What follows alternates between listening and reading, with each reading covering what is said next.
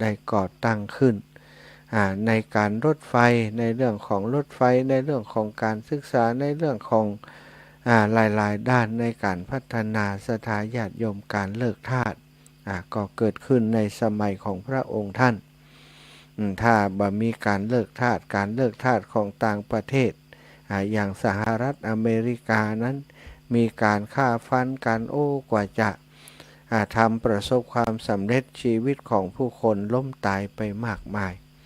แต่พระอัจฉริยภาพของพระบาทสมเด็จพระเจ้าอยู่หัวจุฬาลงกรณ์มหาราชพระปิยมหาราชนะที่พระองค์ได้ทำการเลิกทาสนะคือกับประเทศไทยของเฮานั้นสถานได้มีเรียกว่ากุศโลบายที่แยบคายเนาะใช้เวลาในการดำเนินการเมินนานอยู่แต่ว่าได้สร้างความเข้าใจให้กับผู้เป็นทาสผู้เป็นนายให้ได้เข้าใจว่าความเจริญของโลกในอนาคตต่างหน้านั้นจะไปในทิศทางใดถ้าหากคนเฮายังบ่มีเสรีภาพยังเป็นทาสอยู่ทาสนี่สถานชีวิตลำบากถ้าพ่อแม่เป็นทาสลูกออกมาก็เป็นลูกทาสนะสถานก็เหมือนสมมติเตอะเนาะเลี้ยงสัตว์นี่นะเลี้ยงวัวเลี้ยงควายค่าอย่างการต่างๆนี่ถ้าเลี้ยงวัวเลี้ยงควายนี่ลูกมันออกมาก็เจ้าของผู้เลี้ยงก็ได้เป็นเจ้าของอันนี้ก็เช่นเดียวกันถ้าเอาพ่อเอาแม่มาเป็นทาสลูกออกมาก็เป็นลูกทาสสถานลำบาก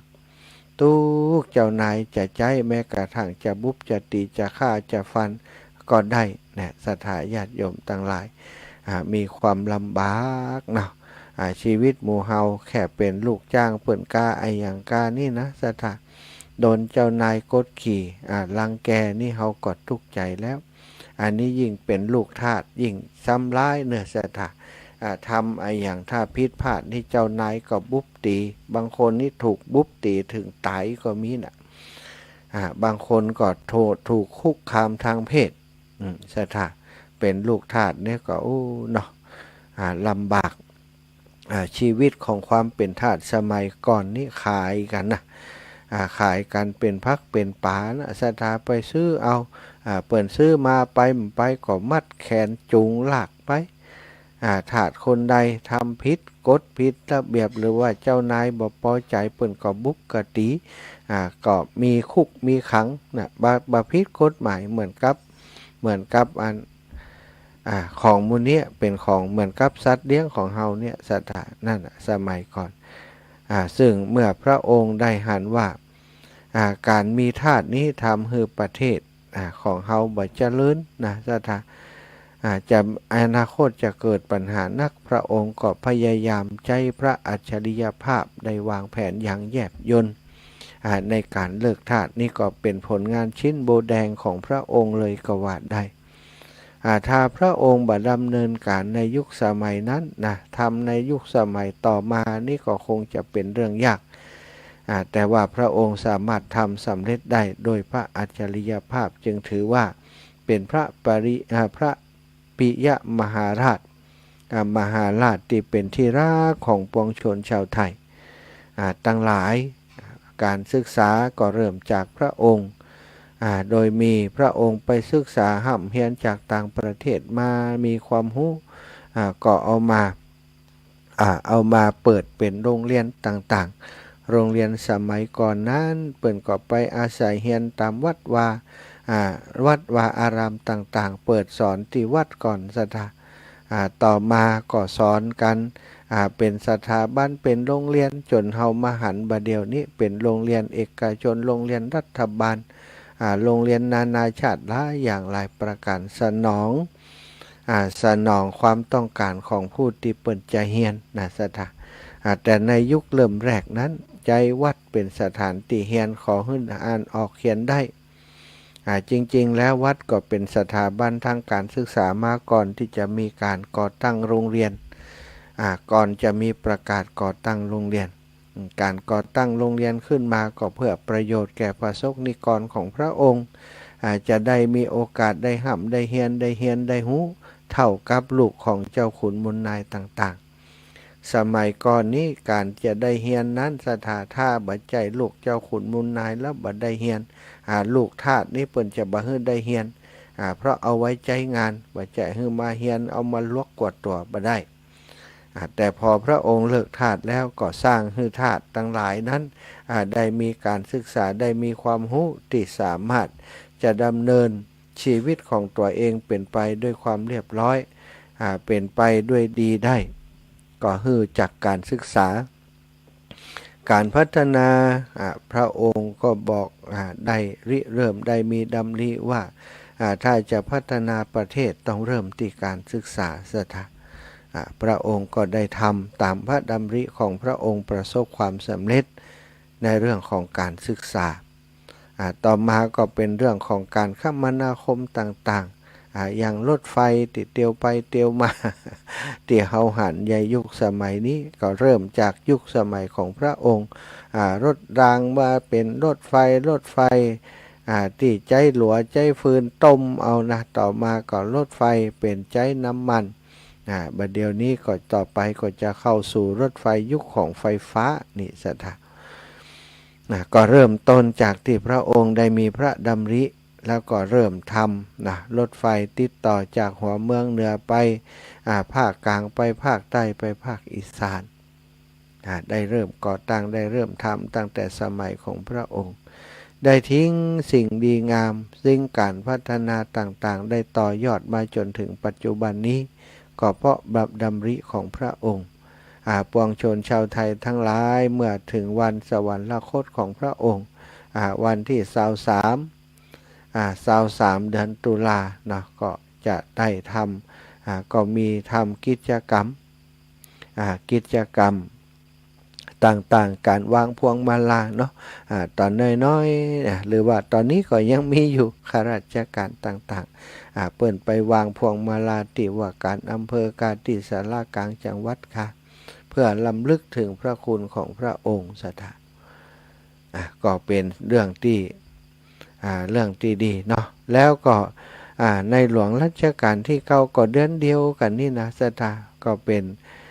พระเจ้าอยู่หัวที่ปวงชนได้ฮักเหมือนกันเป็นพระปิยะอีกองค์หนึ่งเหมือนกันในหลวงภูมิพลอดุลยเดชพระชนกนาถพระองค์ก็สวรรคตในวันที่13นะ13กับ23สถา3เหมือนกันห่างกัน10วันเนาะ13กับ23สถาอีปอยอีแม่ตั้งหลายเท่ากับว่าเดือนตุลานี้พระสกนิกรเจ้าไทยของเฮาได้เกิดความสูญเสียในสถาบันกษัตริย์ที่เฮาฮักเนาะรัชกาลที่5ก็ดีรัชกาลที่9ก็ดีเป็นพระราชาที่ทรงทำงานเพื่อปวงชนอย่างแท้จริงได้ตรากตรำทำพระวรกายทำงานตลอดรัชกาลของพระองค์จนแก่เฒ่ามาจนบ่ไหวศรัทธาถึงได้พักได้ยั้งได้สวรรคตไปในที่สุดก็ลำลึกถึงพระคุณของมหากษัตริย์ผู้เปี่ยมด้วยพระอัจฉริยภาพมีความรู้ความคิดในหลายๆด้านศรัทธาญาติโยมที่สร้างประโยชน์ให้แก่ปวงชนชาวไทยทุกท่านทุกคนทุกรูปทุกนามจนถึงปัจจุบันนี้ก็ยังลำลึกถึงพระคุณของพระองค์กันอยู่ทำกิจกรรมต่างๆเพื่อประโยชน์ของพระองค์หมู่บ้านชุมชนตำบลอำเภอต่างๆมีการพัฒนาในวันที่23นี้หลายเรื่องหลายอย่างเนาะที่เปิดลงข่าวกันไปก็ดีที่บัดได้ลงข่าวก็มีนักแต่หมู่เฮาตั้งหลายเจ้าเหนือของเฮาช่วงนี้ชาวพุทธของเฮาช่วงนี้นอกจากเรื่องที่ลำลึกถึงพระคุณของพระมหากษัตริย์เจ้าพระปิยมหาราชแล้ววันนี้หลายๆคนก็เลือกที่จะสร้างคุณงามความดีทำคุณงามความดีอุทิศถวายเป็นพระราชกุศลแด่พระองค์ท่านหลายท่านหลายคนไปวัดไปว่าไปพระหับศีลรักษาศีลปฏิบัติธรรมหลายท่านหลายคนได้ไปทำกิจกรรมได้ไปร่วม บุญกินตานที่วัดวาอารามต่างๆในหมู่บ้านในตำบลในชุมชนในอำเภอในจังหวัดของท่านบางคนก็ไปทำบุญถึงต่างจังหวัดก็มีในวันนี้เนาะอย่างที่วัดทุ่งโป่งวันนี้ก็เลือกมันเป็นวันหยุดพอดีแล้วก็ประจวบเหมาะกับทางเจ้าภาพที่มาเป็นเจ้าภาพกฐินเปิ่นสะดวกถ้าวันนี้เปิ่นสะดวกเพราะเดินทางมาจากต่างประเทศมาจากญี่ปุ่นพอดีก็เลยได้เลือกเอาวันที่23เป็นวันตานกฐินของวัดทุ่งโป่งศรัทธาญาติโยมหลายท่านหลายคนก็คงจะได้ติดตามรายการในช่วงเจ้าเตียตมาภาพได้จัดรายการผ่านตั้งเครือข่ายคลื่นสีขาวเพื่อชาวประชาโดยเมตตาของท่านอาจารย์พระครูอภิวัฒนวิกรมท่านอาจารย์พระครูสมุวิสุวัตวรกิจโจสถานีวิทยุ104.50 เมกะเฮิรตซ์วัดฝ่ายหินได้เชื่อมสัญญาณเป็นแม่ข่ายส่งไปทางสถานีในเครือข่ายหลายช่วงหลายเวลาด้วยกันตั้งแต่ตี 5 ถึง 8 โมงนี่ยิงยาวมาเลยเนาะก็มีศรัทธาญาติโยมติดตามรับฟังรายการที่อาตมาจัดได้โทรมามาจาแล้วก็โทรมาให้มาหอมทราบข่าวว่าวัดทุ่งโป่งมีกฐินแล้วก็เปิดมี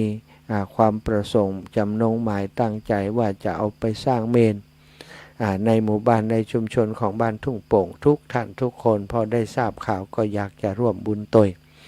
ได้ห่อยหายได้หอมมาวันนี้ก็ขออนุญาตกับศรัทธาอีแม่อีปอดทั้งหลายทุกท่านทุกคนบ่สามารถจะประกาศนามท่านได้เนอะเหตุผลก็คือมันนักถ้าประกาศต้องประกาศหมดเว้นไผก็บ่ได้โหชื่ออีแม่หายไปไหนแหมเนาะก็ถือว่าที่ท่านโทรเข้ารายการมาอีแม่จะโอนเต้าอันเต้าอีเนอหรือว่าเฮืออาตมาหอมแตนก็ได้ทำหน้าที่แตนทุกท่านเรียบร้อยแล้วเอาไปให้ไปหอมจนได้ยอดที่ทอดถวายกฐินในวันนี้ยอดสุทธิทั้งหมดศรัทธาญาติโยมได้อยู่ 497,120 บาท7,120 บาทเติมไปแหมต่อใดนี่ศรัทธาเติมไปแหม3,000นะกันเนาะจะได้500,000น่ะเนาะ497,000แล้วนี่7,000เนาะก็เติมไปแหม3,000ก็จะเป็น500,000พอดีนะก็ถือว่าวันนี้ประสบความสำเร็จได้รับความร่วมไม้ร่วมมือมีเจ้าภาพเขาก็ดีตลอดถึงศรัทธาพี่น้องเจ้าบ้านได้มีน้ำหนึ่งใจเดียวมีความกลมเกลียวต่อกันแล้วก็ศรัทธาพี่น้องในสายงานของอาตมาครอบครัวคลื่นสีขาวหลายท่านหลายคนก็ได้โอนปัจจัยมาให้มาหอมตัวก็ต้องขอบคุณค่ำคืนที่ผ่านมาบ่ได้จัดรายการความจริงก็คือได้ถ่ายทอดออกอากาศไปช่วงคืนที่ผ่านมาได้ฮือท่านอาจารย์สงวนสุปภาโส ที่ปรึกษาเจ้าอาวาสวัดทุ่งโป่งเปิ้นได้แสดงธรรมแล้วก็ลวดเกาะสัญญาณออกอากาศไปในตัวเพราะอาตมาบ่สามารถจะแยกไปจัดรายการเองต่างหากได้เพราะว่าอยู่ในพิธีอยู่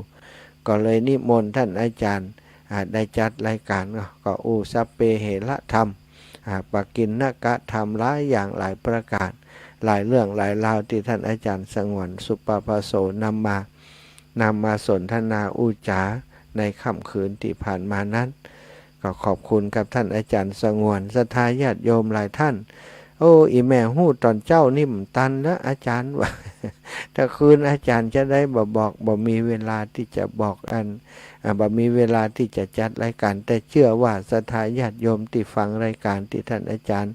ได้จาค่ำคืนที่ผ่านมาก็หู้ละว่าบ้านวัดทุ่งโป่งมีกฐินจึงทำให้ท่านตั้งหลายในช่วงของ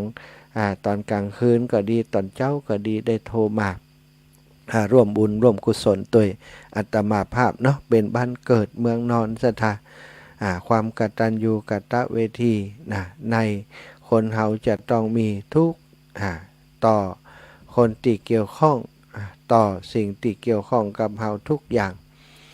เฮาเป็นลูกของพ่อของแม่ ก็ต้องกตัญญูต่อพ่อต่อแม่เกิดในหมู่บ้านชุมชนใดก็กตัญญูต่อแผ่นดินเกิดบ้านเกิดเมืองนอนวัดวาอารามมีอะไรยังที่จะเป็นการช่วยเหลือให้มันเจริญขึ้นมันดีขึ้นก็ในฐานะที่เป็นคนเกิดท่านเป็นท่านก็ต้องไปร่วมโดยช่วยกันไปช่วยเหลือเปิ่นจะสร้างเมนเนาะเผาศพไว้กับหมู่บ้านท่านคนอันความตายชายนาลีนีบ่พ้น จะรวยจนก็ต้องตายกลายเป็นผีถึงจะฮักก็ต้องร่างห่างอยู่ดีบ่วันนี้ก็วันหน้าจ้าเหลือเร็วตายแล้วไปไหนก็ต้องไปเผาสถานเผาที่ไหนก็ที่ป่าช้าต้องมีอะไรอย่างมีเมนที่จะต้องเผาศพก็ต้องสร้างเมนให้มันทันสมัยให้มันดีให้มันมีประโยชน์กับพี่น้องชาวบ้านเริ่มต้นจากการทำกฐินปีนี้ปัจจัยกฐินทั้งหมดเนาะหักค่าใช้จ่ายมีต่อใดเหลือต่อใดแล้วเนาะก็จะได้นำไป สร้างเมนต่อไปตอนนี้เนาะยอด 497,120 บาทอาตมาเดียวก็พอเนาะค่าใช้จ่ายมีแหมต่อใดเดียวก็จะโอนปัจจัยไปให้ร่วมสมทบให้มันความจริงก็หอมไปนักละนะตึงคลื่นสีขาวตึงพี่น้องหมู่เฮาเฉพาะของอาตมาภาพและครอบครัวญาติพี่น้องนี่ก็เกือบจะ50,000 กว่าเนาะสถาตอนนี้อยากจะให้ยอดมันอยู่ที่500,000แต่บัดเดี๋ยวนี้เอา 497,120 ไปก่อนเนอะมีหลายคนโทรมาหาท่านอาจารย์วัดอาจารย์นี่เลขที่ไอ้ยังอินะสงสัยจะเอาไปอย่างสักอย่างสตาเนาะก็บอกคือเปิ่นไปยอดเงินได้ก็ 497,120 เนอะสตา497120อันนี้คือยอดได้497120ส่วนเลขที่วัดมันมีเลขเก่านั้น496นะเก่านี่ก็คือตอนนี้เปลี่ยนเป็นเลขที่ใหม่แล้วก็เลขที่ใหม่นี่205เก่านั้น496เนอะสถาถามมาก็ต่อไปบอกคือเป็นน้ำแล้วไปเลยไผจะเอาไม่ไปเนี่ยจะได้ก็แล้วแต่ไผแต่มันเนาะ หุ้มได้ก็ได้หรือว่าหุ้มแล้วจะไปเอาอย่างก็แล้วแต่เนาะเลขที่วิหารคนก็ถามอันวิหารที่ออกทันแล้วเนี่ย เวลาทำบุญใหญ่ฝนจังมีโจกกันนะสถานเลขที่วิหารก็530เลขที่วิหารเนอะใครอันนี้ก็ไปพอเอาทาง Facebook เอาลงใน Facebook ด้วยนะฝ่ายที่มี Facebook ของอาตมาภาพละเนาะสถานนี่ก็เป็นเรื่องราวของกฐินก็ขอขอบคุณทุกท่านทุกคนทุกรูปทุกนามกราบเมตในเมตตาของหลวงปู่พระครูปฏิพันธ์ธรรมทินตีเมตตาไปร่วมตานกฐินต้วยวันนี้หลวงปู่เอาต้นกฐินต้นบะเล็กบะเล่นไปร่วมตานต้วยที่วัดทุ่งโป่งเนาะแล้วก็มีครูบาอาจารย์ติดตามหลวงปู่ไปอีกหลายรูปหลายองค์ทุปีอ้อยทุปีบุญนะก็ไปเป็นกำลังใจให้พี่น้องตัง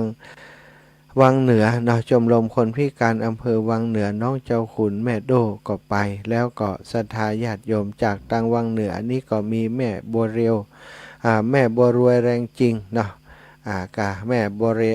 แม่เลท่าคล่องนะก็ไปร่วมบุญกับญาติโยมอีก 2-3 คนพี่น้องตังสันทรายพี่น้องตังเวียงปะเป้า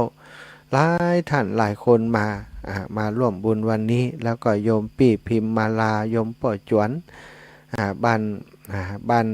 ป่าซักนะบ้านปงนะก็ได้มาไปร่วมด้วยนะไปร่วมแล้วพี่น้องตังบ้านนากวางนาฟานนะก็มากันหลายท่านหลายคนพี่น้องสันติภาพชุมชนสันติภาพชุมชนบุญเกิดชุมชนบันโถกหัวจ้างพี่น้องจากหลายที่หลายแห่งเนื้อศรัทธาญาติโยมที่เปิ่นไปวันนี้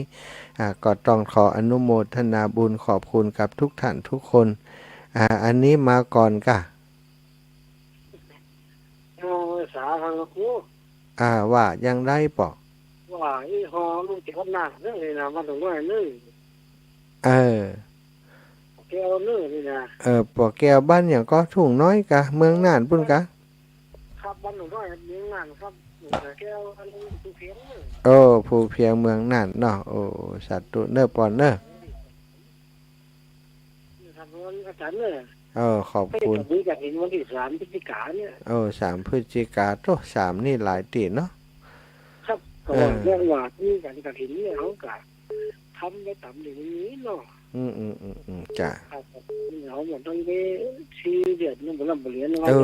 เรื่องกฐินเป็นเรื่องของผ้าอย่างหวานนะกะมีเหตุมีผลเป็นผ้ามีอย่างไปก็ได้ เขาถูกผมจูงเนอะเขาพระอาจารย์เขาทุกคืนนะครับนี่เขาเราเนี้ยนี่นะ สาธุสาธุ เขาเจ้ากับฟังวันว่าเก่าฟังอย่างเราเขาเจ้ากับฟังมันขับเลย ขอบคุณบุญฮักษาอีปอเนอร์ แต่ได้ให้พระอาจารย์เนี่ยจงที่ทำดีทุกอย่างของวันนี้เนี่ยมาของพระอาจารย์เลย สาธุปอสาธุสาธุสาธุ อยู่ก็ถูกก็ผัวก็แม่ก็เรียนตั้งอยู่ก็อยู่บนสถานะนักหลายต้องสมนุน สาธุปอบุญฮักษาปอเนอร์ ภาษาข้าภาษาเนอ สาธุสาธุแม่แสงลาเกิดกุลเจ้าฟังอยู่เด้อดีแล้วฟัง แต่ไป ต่อ หา ไป มได้ ฟังต่อไป มีห บุ มู่ ญ มี ฮัก เปลี่ยน ษา เจ้า สาธุสาธุ เจ้า จะทาฝั่งโทรมาแต่เนอะกันเดียวก่อนเนาะวันนี้ก็มีหลายวัดหลายวานะที่เปิ่นทำทานกฐินพร้อมกันแล้วก็ไหนๆก็อู้เรื่องกฐินแล้วก็สดไปกฐินของครูบาอาจารย์กฐินของกฐินตกค้างเนอะสถาติตังเชียงใหม่ติถามมาเนาะก็ครูบาอาจารย์รูปอื่นก็แจ้งไปแล้วเหมือนกันกฐินตกค้างที่เชียงใหม่นี่ประชุมหารือกันตะวาเนาะที่ผ่านมาวันที่22ก็เปิ้นจะทอดถวายในวันที่8 เดือนวันที่8 เดือนพฤศจิกาตรงกันพอดีกับที่วัดบรรพตสถิตที่อาตมาภาพอยู่ที่นี่วัดบรรพตสถิตก็วันที่8เหมือนกันเนาะอันนี้อย่างใดตัวหนังสือเจ๊กตัวหนังสือจีนนี่ฮะกว่าอะละอังกอเนอฮะเจริญพร นมัสการท่าน เจ้า ฮัลโหล จ้าได้รับอยู่เจริญพร นมัสการท่านนั่นจะทำบุญกฐินนั่นที่วัดทุ่งโป่งที่ว่าขาด 3,000เดี๋ยวครบ500,000เนี่ยเจ้า โอ้ เจ้า อีแม่จังหอมเพื่อครบเหียกะ เจ้า แล้วเดี๋ยวจะคือลูกสาวโอน โอ้ ไปนะเจ้า ได้ตั้งใจจะบอกว่าอัน กะว่าจะหอมคนเดียวอีเนาะจะเปิ่นจะเอาเห็นละล่ะอันนี้แม่อย่างเขาขออนุญาตจดกรรม อ๋อร้านข้าวสารซับอันนั้น น่ะร้านข้าวสารที่อันรวมบุญในวันนั้นนะ เจ้า ร้านข้าวสารซับอันนั้นโอเคเดี๋ยวคือลูกสาวโอนเข้าไป3บัญชีท่านนี่น้องท่าน ได้เหมือนเดิมซับอันนั้นเดี๋ยวจ้าเดี๋ยวจ้า เจ้าแล้วก็เดี๋ยวโอนไปแล้วจะส่งอันจะรีบเข้าไปที่สาธุ ไปทางไลน์ท่านน้อง สาธุจ้าสาธุจ้า เจ้า บุญหักษาเนออันนี้ เจ้า คุณโยมวันนั้นก็ทำบุญครับอาตมาภาพตอนช่วยเหลือน้ำท่วมนะเพิ่นรักฟังรายการอยู่เนาะบาหันหน้าไม่เลี้ยงกำจ้า รักหันกันพ่องระยังบ่หัวเนาะก็เป็นญาติโยมที่คอยให้กำลังใจอยู่เบื้องหลังเนื้อสตา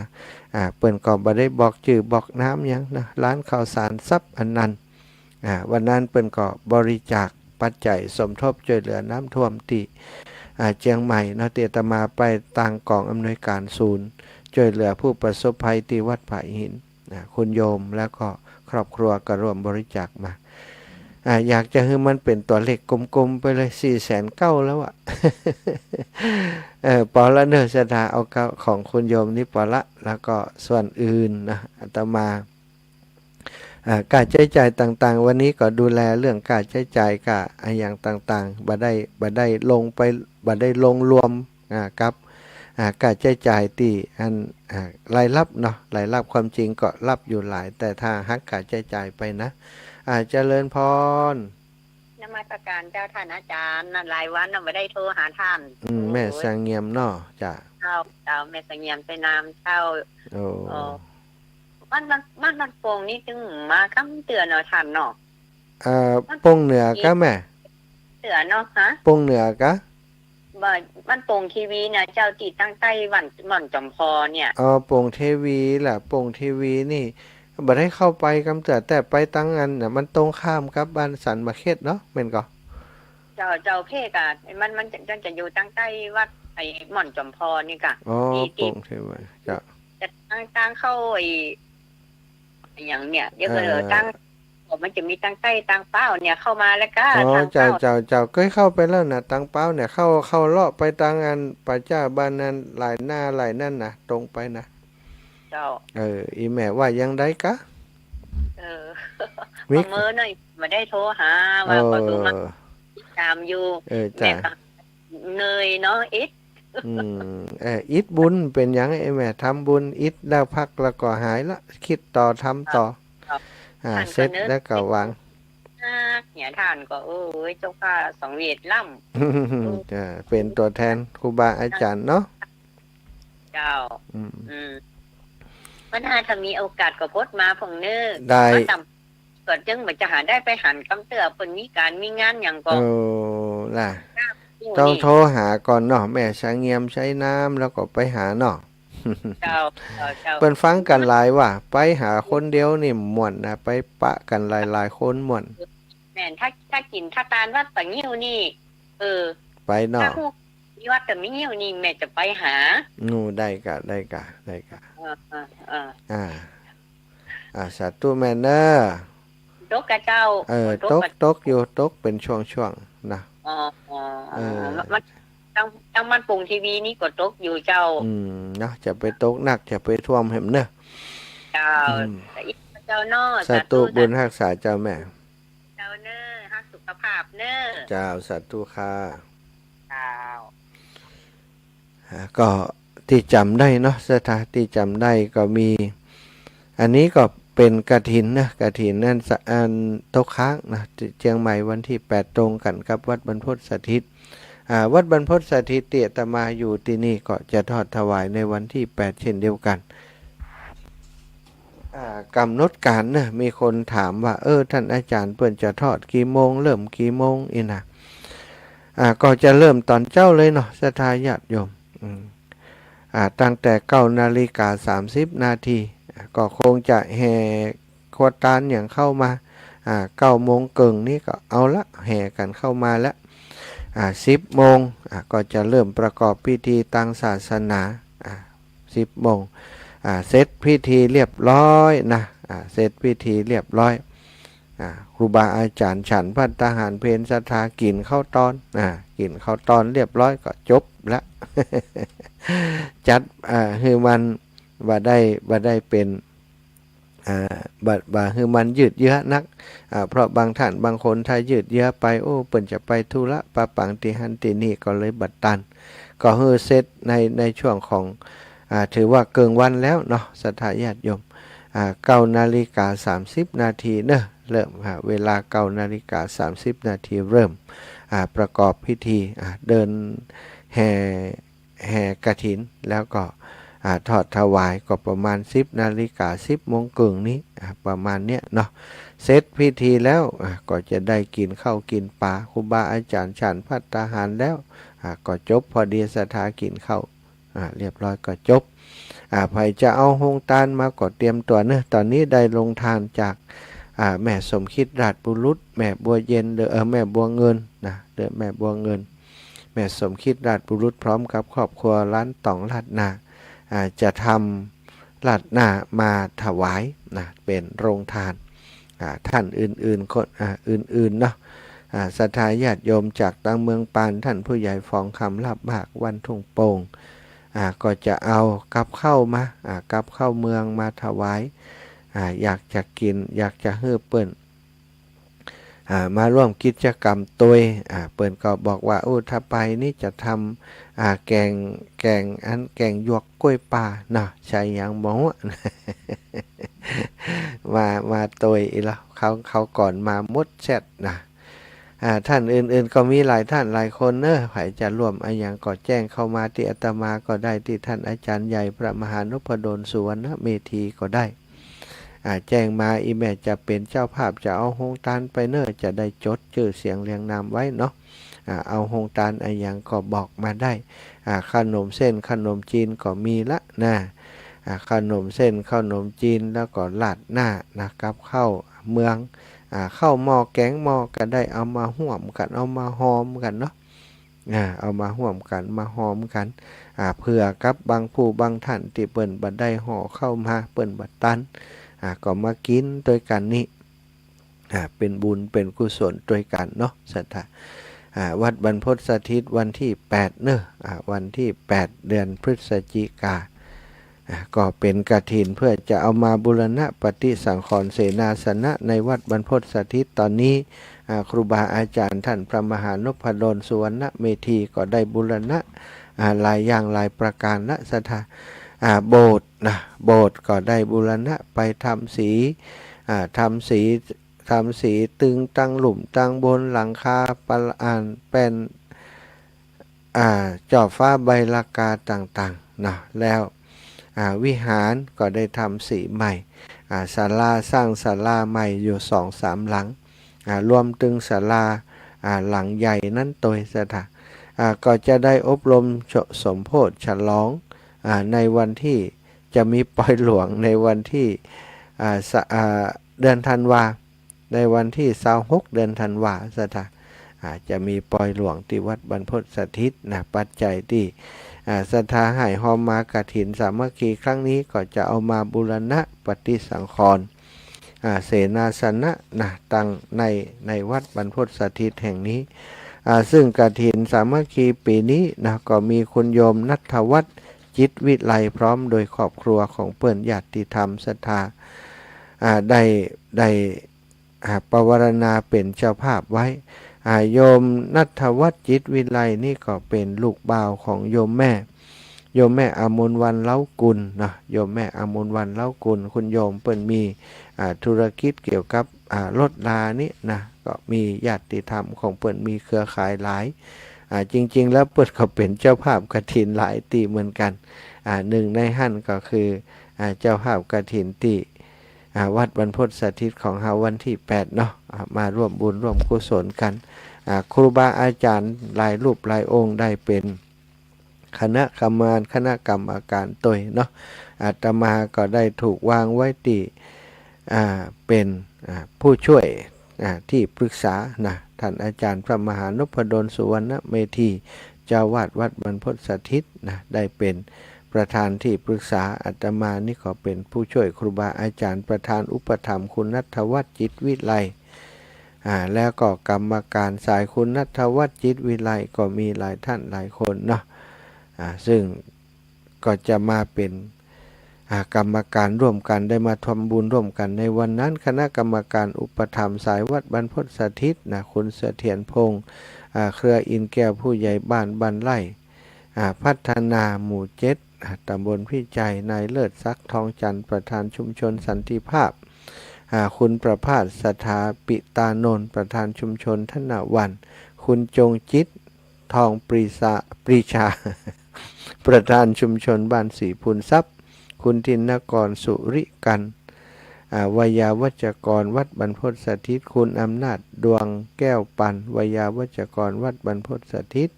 คุณเนตรใจเที่ยงดร.จุฑามาศเดชประทุมคุณอัมพรเดชประทุมคุณสรายุทธเดชประทุมคุณสุเทพคุณ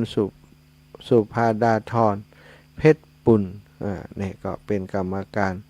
สายของวัดบรรพตสถิตเนาะสถานบริษัทนิ่มซีเสงริซิ่งจำกัดฝ่ายกิจการลำปางก็ร่วมเป็นเจ้าภาพโดยติดต่อสอบถามได้เนอะที่ท่านอาจารย์พระมหานพดลสุวรรณเมธีเจ้าวาดวัดบรรพตสถิตเลขเบอร์โทรศัพท์ของท่านอาจารย์ 086 586 7540 086 586 7540นะแล้วก็ของอาตมาภาพนะพระมหาสมชาติชาตปัญโย0808844173เบอร์เนี้ยเนาะหรือว่าจะติท่านดร.จุฑามาสเดชประทุม0612695444นะศรัทธาญาติโยมเนอะก็ขออนุญาตวันนี้เป็นรายการของท่านอาจารย์พระมหานพดลสุวรรณเมธีถ้าท่านอาจารย์เข้ารายการส่วนใหญ่ท่านก็จะอู้เรื่องธรรมะที่ลึกซึ้งที่สามารถนำไปปฏิบัติศรัทธาญาติโยมติดตามรับฟังก็ชอบใจกันแต่วันนี้เปิดมาได้เข้ารายการมาอาตมาภาพก็ขออนุญาตนำเรื่องราวการพัฒนาวัดบรรพตสถิตแล้วก็การที่จะมีกฐินในวันที่8แจ้งในนามของท่านอาจารย์ให้ศรัทธาได้รับทราบเนอะศรัทธาญาติโยมก่อนที่จะปิดเบรกในชั่วโมงนี้ชั่วโมงหน้าขออนุญาตสนทนาสารธรรมเป็นประโยชน์กับศรัทธาญาติโยมเนอะฝากไว้สำหรับพี่น้องต่างเมืองฝางเนาะอาตมาภาพวันนี้ก็มีงานพร้อมกันตรงกันบ่ได้ไปช่วยหลวงพ่อที่วัดพระพุทธบาทอุดมน้ำบ่อสว่างก็จะไปทีหลังเอาเนอะไปวันที่27ก็จะลวดไปกราบหลวงพ่อก็ได้กราบหลวงพ่ออยู่แล้วพบกันที่ห้วยงูในจะนำปัจจัยไปถวายสมทบหลวงพ่อโดยสำหรับกฐินติดตานวันนี้เนาะเอาทีหลังเอาไปปะหลวงพ่อวันที่27ที่วัดห้วยงูในเนอะสถานวัดห้วยงูในนี่วันที่27เนาะของคุณโยมกนกพิชัยนาและญาติธรรมของเปิ้นวัตถุประสงค์ของเปิ้นตานกฐินบริวารกฐินเป็นปัจจัยต่างๆเปิ้นจะเอาไปบูรณะปฏิสังขรณ์เจดีย์ธาตุเจดีย์ของวัดห้วยงูในวโสพนาราม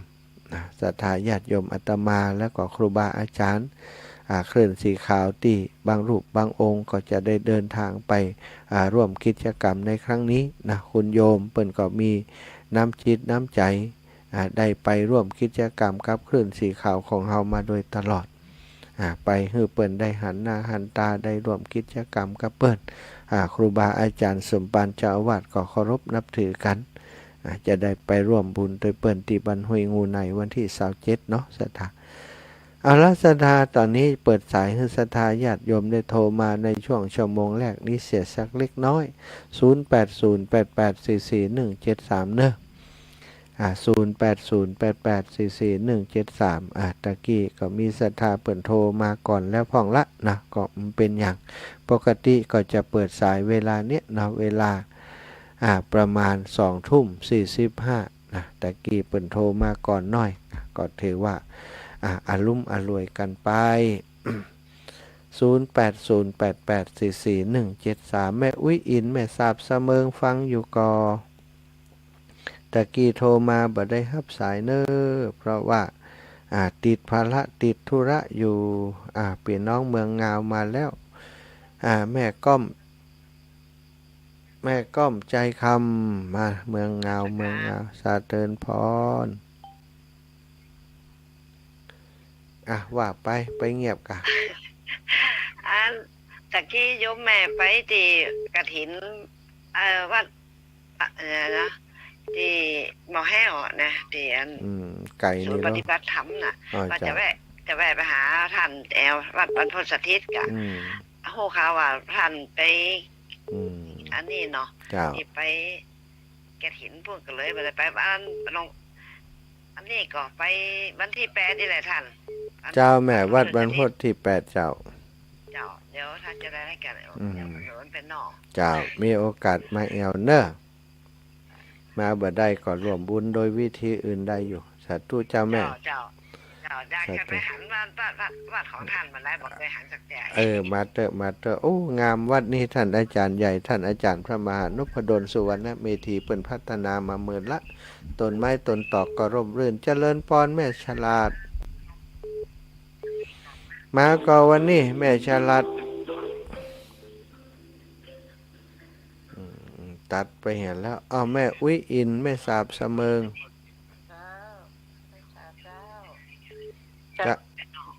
ว่าถ้าตาแม่ยายเจ้าพาเดินคำมาโอนให้แต่เจ้าเลยเนอะก่อนที่จะเรียกนั่นน่ะ เจ้าเจ้าโยมแม่ ถ้ามาบอกเนี่ยก็มันเป็นยังเนาะ มันเป็นยั วัน ง หน้าวันตาถ้าโอนจะเข้าบัญชีแล้วมาบอกก็มันเป็นยังเนาะ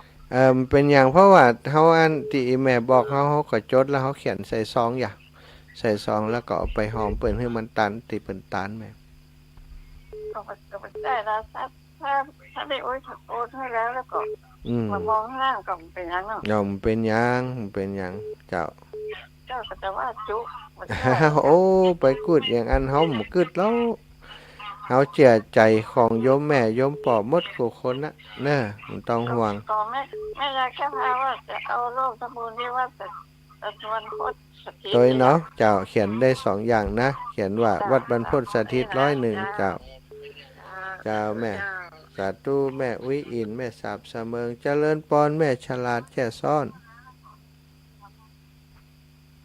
อีแม่ฮับแล้วโทรศัพท์มีปัญหากะสาท่านมหาเจ้าวันนี้มันได้ไปสักกำเนิดเจ้ามันเป็นยังดามันซบมันผูกกับเสียซบมันเหมาะน่ะมันตรงอย่างเอียกะเนาะแล้วก็ท่านมหายาอยู่วัดตรงๆนั่นแหละได้บ่อยู่ช่วงนี้ก็อยู่ในเวียงอะนะไปตานกฐินแล้วก็เหมือนถ้าท่านมหาอยู่หั่นไหนคุณหมอเพิ่นว่าจะถามเพิ่นพอเพิ่นถ้าเพิ่นอยู่หั่นใดไปวันไหนนะช่วงนี้อยู่ในเวียงถ้าคุณหมอเข้าเวียงก็มาเอววันที่8นะกะบอกคุณหมอมาวัดบรรพตนะมาวัดบรรพตคุณหมอเพิ่นสนิทกับท่านอาจารย์อยู่เจ้าสาธุนะแม่นะแม่ฉลาดแจ่ซ่อนเอาเจริญปอนแม่ศรีวิไลแม่นหรือไม่แม่นเจ้าทำเจ้าแม่ฟังอยู่แน่ใจก่อนเนี่ยสีที่เราสาธุเจ้าสาธุจำได้บุญท่านสั่งไปแน่ได้สิในการไปนอกเจ้าขอบคุณอีแม่หลายๆเจ้าจะถ้าโทรมาปิดวิทยุเห็นเนอเสียงมันเข้ามาทางในอีแม่ใจได้ยินบ่ชัดแต่เอาไว้ไก่มันก็ดูดอยู่นะสตาเอาไว้จัดไก่บางคนเปิดเอาไว้จัดไก่แต่เวลาอย่างอีมันดูดเข้ามาอยู่เสียงเจริญปอนแม่วันนี้เปิดได้เงินจะได้เจ้า400,000ปลายแม่497,000อยากได้นักเหรอ497,000 100 ซาว400,000เท่าไหร่เดี๋ยวจะไปซื้อหวย497 120 497,100 ซาว497,120ปาละใบหวยนักมันดีเจ้าสาธุนะแม่นะเจ้าสาธุเดี๋ยวจะหาว่าใบหวยแฮมบ่นะอันนี้ตัวเลขกันรายรับหรือว่ายอดสุทธิติฮับวันนี้นะ497,120เจริญปอนแม่สมบูรณ์ว่าสายเจ้าลูกเจริญปอนค่ะแม่จะเพิ่มวันนี้ก็ไปตรวจผลบัตรเปิดจากร้านกฐินมันถึง25นี่แหละวัดหยังวัดบ้านเนี่ยกะวัดบ้านเนี่ยคือวัดหยังวัดบ้านไหลแล้ววัดบ้านไร่ศิลาทองเปิดทอดถวายกฐินวันที่25เจ้าภาพจากทางใดจ้าปีนี้ก็ทั้งได้หมู่ผลมาทั้งได้หมู่ตะบากคนนะเจ้าดีแล้วเอาก็ไปสมทบกันสมทบกันสามัคคีร่วมกันเนาะจ้าขอบคุณจ้าวันนี้ก็ไปเจอเปิดได้แหวันผูกคำกำกันจ้าวันผูกคำกำแข็งแรงดีสบายดีช่วงนี้มันกัดตึงมองหัวอยู่แต่นั้นนะระวังเด้อจะลุกจะนั่งจะเดินให้ระวังเอาเป็นอย่างขึ้นมาลำบากค่อยไปมันมีใครไปเนาะไปเป็นเท่าเป็นแก่ก็ไปเป็นอย่างก็บอกเขาฮะถึงมีคนช่วยดูแลฮาร์ดเอาดอกเลยพูดไปเป็นแข่งขันตมกล่อมนะมันผูกไปเอาไปทำดูมันบกุ้มดอกเล็บพูดแม่มีบ้านนี้หนัก เอาไปแปลงต่อมกล่อมเนาะตัดแล้วงามดีเล็บขุดเจ้าสาธุบุญรักษาขอให้อีแม่อยู่ดีมีสุขเน้ออายุมันขวัญยืนสาธุศรัทธาญาติโยมมีอีกไหมรับอีก1 สายเนาะขอบคุณทุกท่านทุกคนนะต่อไปก็จะได้เข้าสู่ช่วงที่2ก็ชั่วโมงที่2เดี๋ยวปะกันแหมไหมเนอะชั่วโมงนี้พักก่อนเนาะพักก่อนฟังเพลงในรายการสักเพลง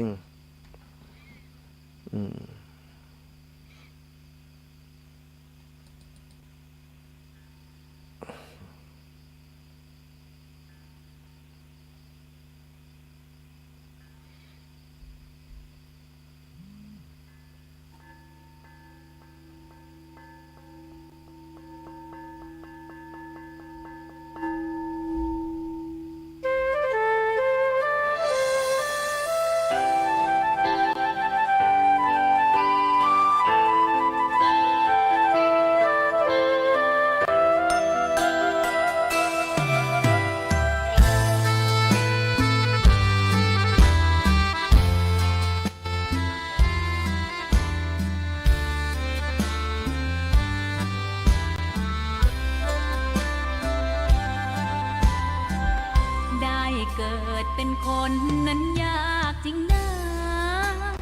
ขอพุทธศาสนายิ่งแสนยากเย็นคนไทยโชคดีที่สุดแล้วมีแก้ว3 ดวงงามเด่นมีวัดซึ่งเป็นนาบุญยิ่งใหญ่มีศาสนาพุทธประจำชาติไทยอยากหล่ออยากสวยเราต้องรักษาศีลอยากมีอันจะกินต้องหมั่นทำบุญทำทานเอาไว้เข้าวัดสวดมนต์ฝึกฝนสติให้ว่องไวรีบทำตอนที่เราทำเองได้อย่ารอจนตายถึงเข้าวัดว่าเข้าวัดยามเป็นจะได้เห็นแต่น้ำใจเข้าวัดยามตายจะได้เห็นแต่น้ำตาก่อนจะสายเกินขอเชิญมาใช้ชีวิตให้คุ้มค่าเจริญทานศีลภาวนาสั่งสมบารมีไว้ทำบุญตอนที่ยังมีชีวิตย่อมดีกว่ารอเขาอุทิศบุญให้อย่ามัวหลงเพลินเดินห่างวัดตัวอย่างชัดๆมีมากมายเข้าวัดตอนตายสายเกินแก้กรรม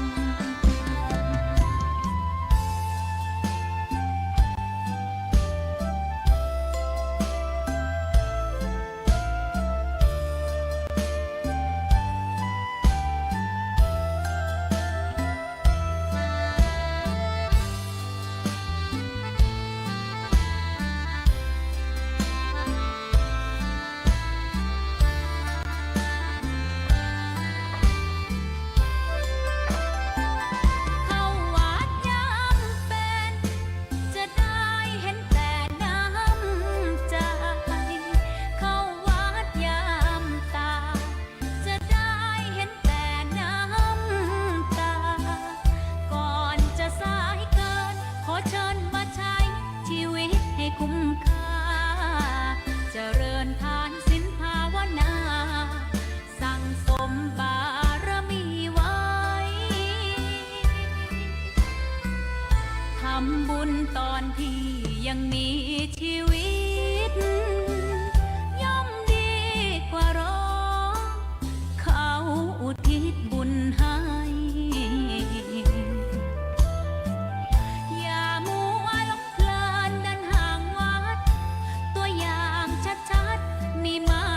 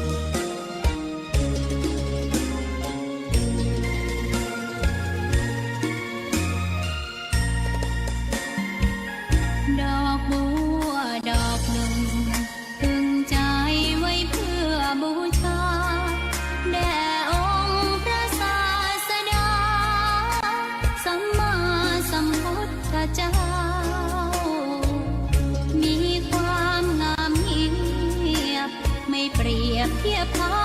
เทียบเราใครมองไม่งามช่างเขาแต่เจ้าก็คือดอกบัวด้วยความสัตย์ซื่อยึดถือความดีเป็นหลักใครรักไม่รักก็ไม่จมปลักมองมัว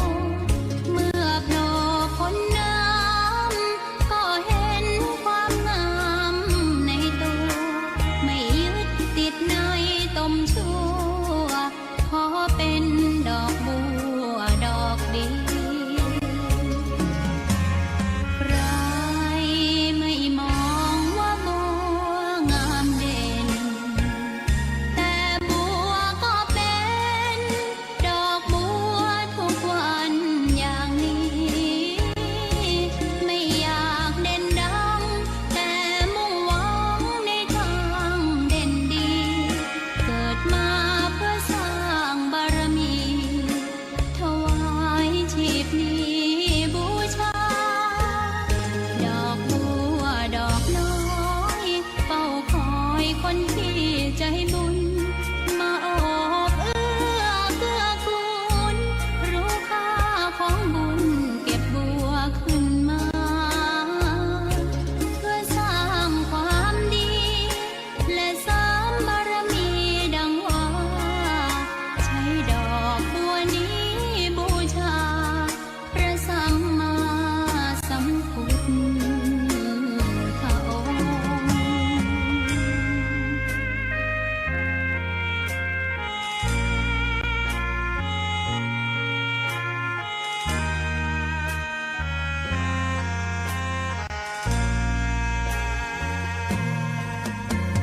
ใคร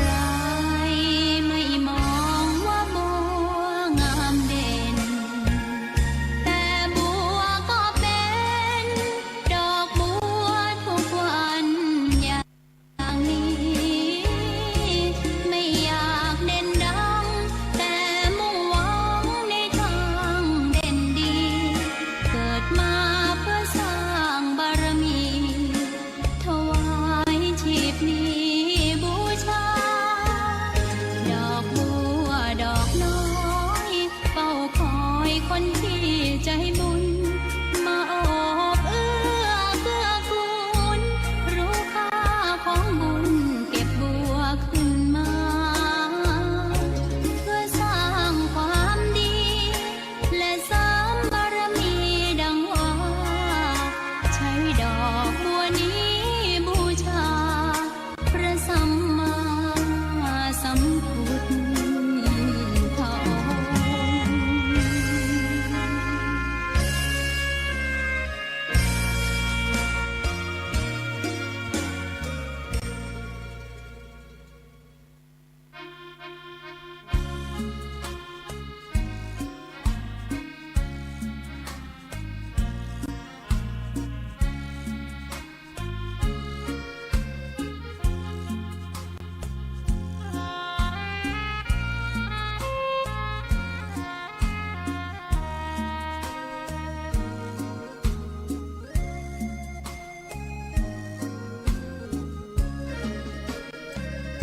พลิ้วเพลงธรรมถูกถ้อยคำเข้าถึงจิตใจ ฟังรายการวิทยุเสียงใสส่งถึงใจไปสู่ปลายนา สารธรรมน้อมนำมองพระศาสดา บอกผู้คนทั่วลา หันมาเข้าวัดฟังธรรม คลื่นเสียงนี้เป็นคลื่นธรรมะจากใจ ส่งถึงบ้านไกลบ้านไกล ฟังได้สุขใจล้ำยามดึกดื่นค่ำคืนมีงานต้องทำเป็นคลื่นสารธรรม เน้นย้ำธรรมะเพื่อนใจ เสียงคลื่นธรรมบอกหลักธรรมให้คลายความเหงา ฟังเสียงธรรมะเบาเบาบอกเล่า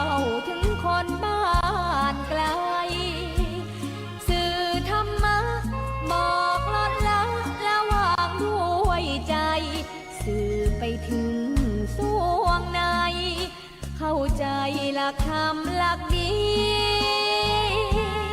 ลิ้วเพลงธรรมผูกสัมพันธ์จิตใจร่าเริงฟังสาระธรรมะบันเทิงรื่นเริงใน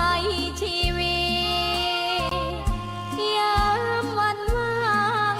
เดินทางไปเยี่ยมสถานีนัดพบกันน้องพี่วันนี้วันดีวันเสาร์เจริญสุขเจริญธรรมธรรมสวัสดีในชั่วโมงที่2กับศรัทธาสาธุชนคนดีเท่าแก่อีปออีแม่ทุกท่านทุกคนที่หมุนคลื่นมารับฟังรายการธรรมะจากคลื่นสีขาวเพื่อชาวประชาของเราเนาะคลื่นสีขาวเพื่อชาวประชานั้นมีศูนย์บัญชาการที่ทำงานของเครือข่ายอยู่ที่วัดปากตังเจริญอำเภอดอยหล่อจังหวัดเชียงใหม่โดยเมตตาบารมีของครูบาอาจารย์ท่านพระครูอภิวัฒนวิกรมพอคลื่นสีขาวท่านอาจารย์ได้เกาะสัญญาณเชื่อมสัญญาณเป็นผู้ประสานงานไปยังสถานีในเครือข่ายหลายสถานีในพื้นที่จังหวัดเชียงใหม่จังหวัดลำปางจังหวัดลำพูนจังหวัดแปร่จังหวัดน่านจังหวัดพะเยานะตลอดถึงจังหวัดเชียงรายมีสถานีในเครือข่ายที่ออกอากาศพร้อมกันณขณะนี้28-29สถานีผู้ฟังที่โทรเข้ามาส่วนหนึ่งที่บ่โทรเข้ามาเป็นพลังเงียบอยู่ตั้งหลังอีกส่วนหนึ่งหลายคนก็เลือกโทรเฉพาะครูบาอาจารย์บางรูปบางองค์ที่พอจะโทรหาได้พ่องก็โทรมาหากันก็บางรูปบางท่านบางคนก็อาจจะโทรไปหาทุกรูปทุกองค์ที่เปิดจัดรายการอยู่ก็ต้องขอบคุณเนอะสำหรับกำลังใจที่ศรัทธาญาติโยมท่านเจ้าทั้งหลายได้โทรมาหาครูบาอาจารย์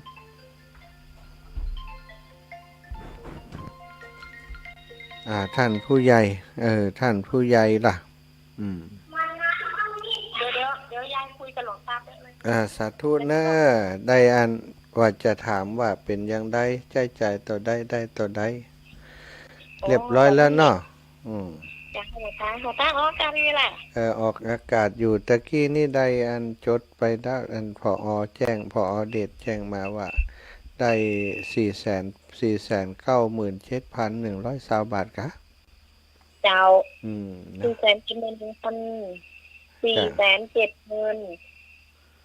97,000ก็ว่า 79,000 497,120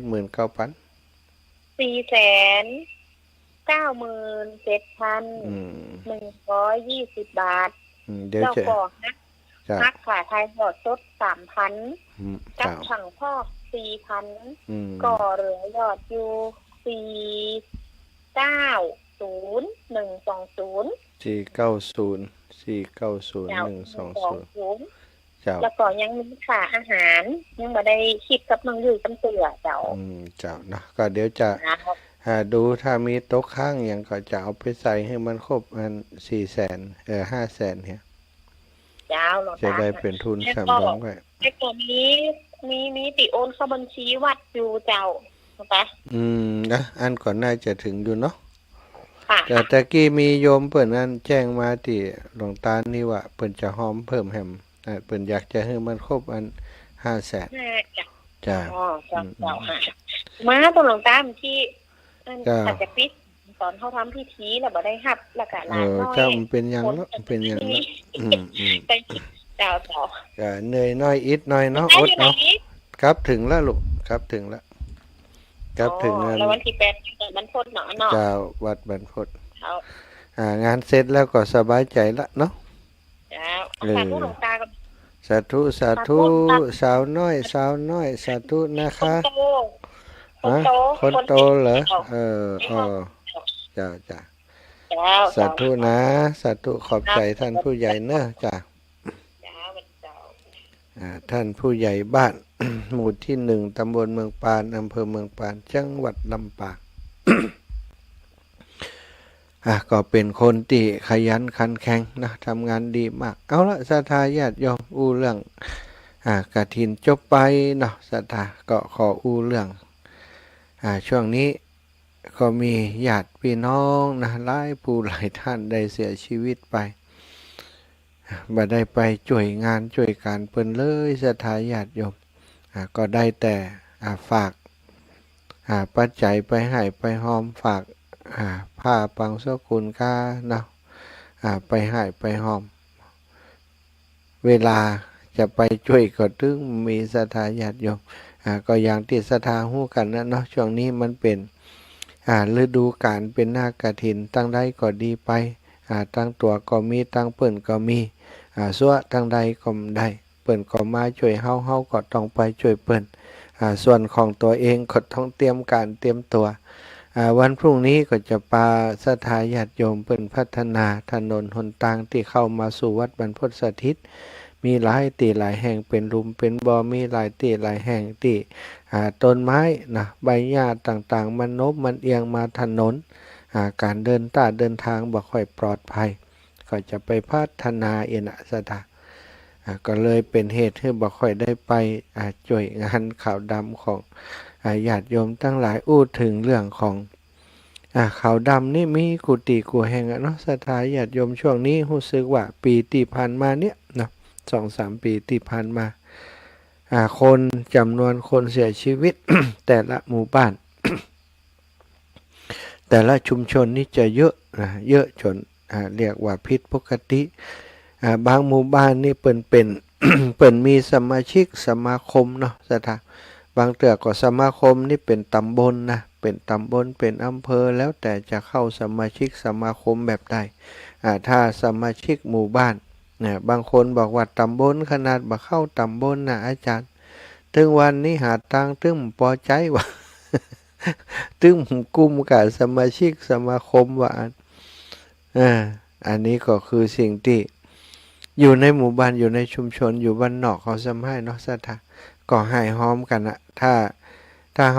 ขาบ่อยู่ในสมาชิกเวลามีอย่างเกิดขึ้นกับครอบครัวของเขาแต่พี่น้องเจ้าบ้านเปิ้นก็จะมาช่วยเขาก็บ่ได้เพราะเขามันเป็นสมาชิกชาปนกิจกับเปิ้นแต่ส่วนใหญ่ในหมู่บ้านในชุมชนทุกคนเหมือนกับเขาช่วยกันไปในตัวเปิ้นช่วยตัวช่วยเปิ้นเนาะสมาชิกในหมู่บ้านก็ต้องมีหลายคนสมาชิกต่อได้โยมเปิ้นเก็บหัวอาจารย์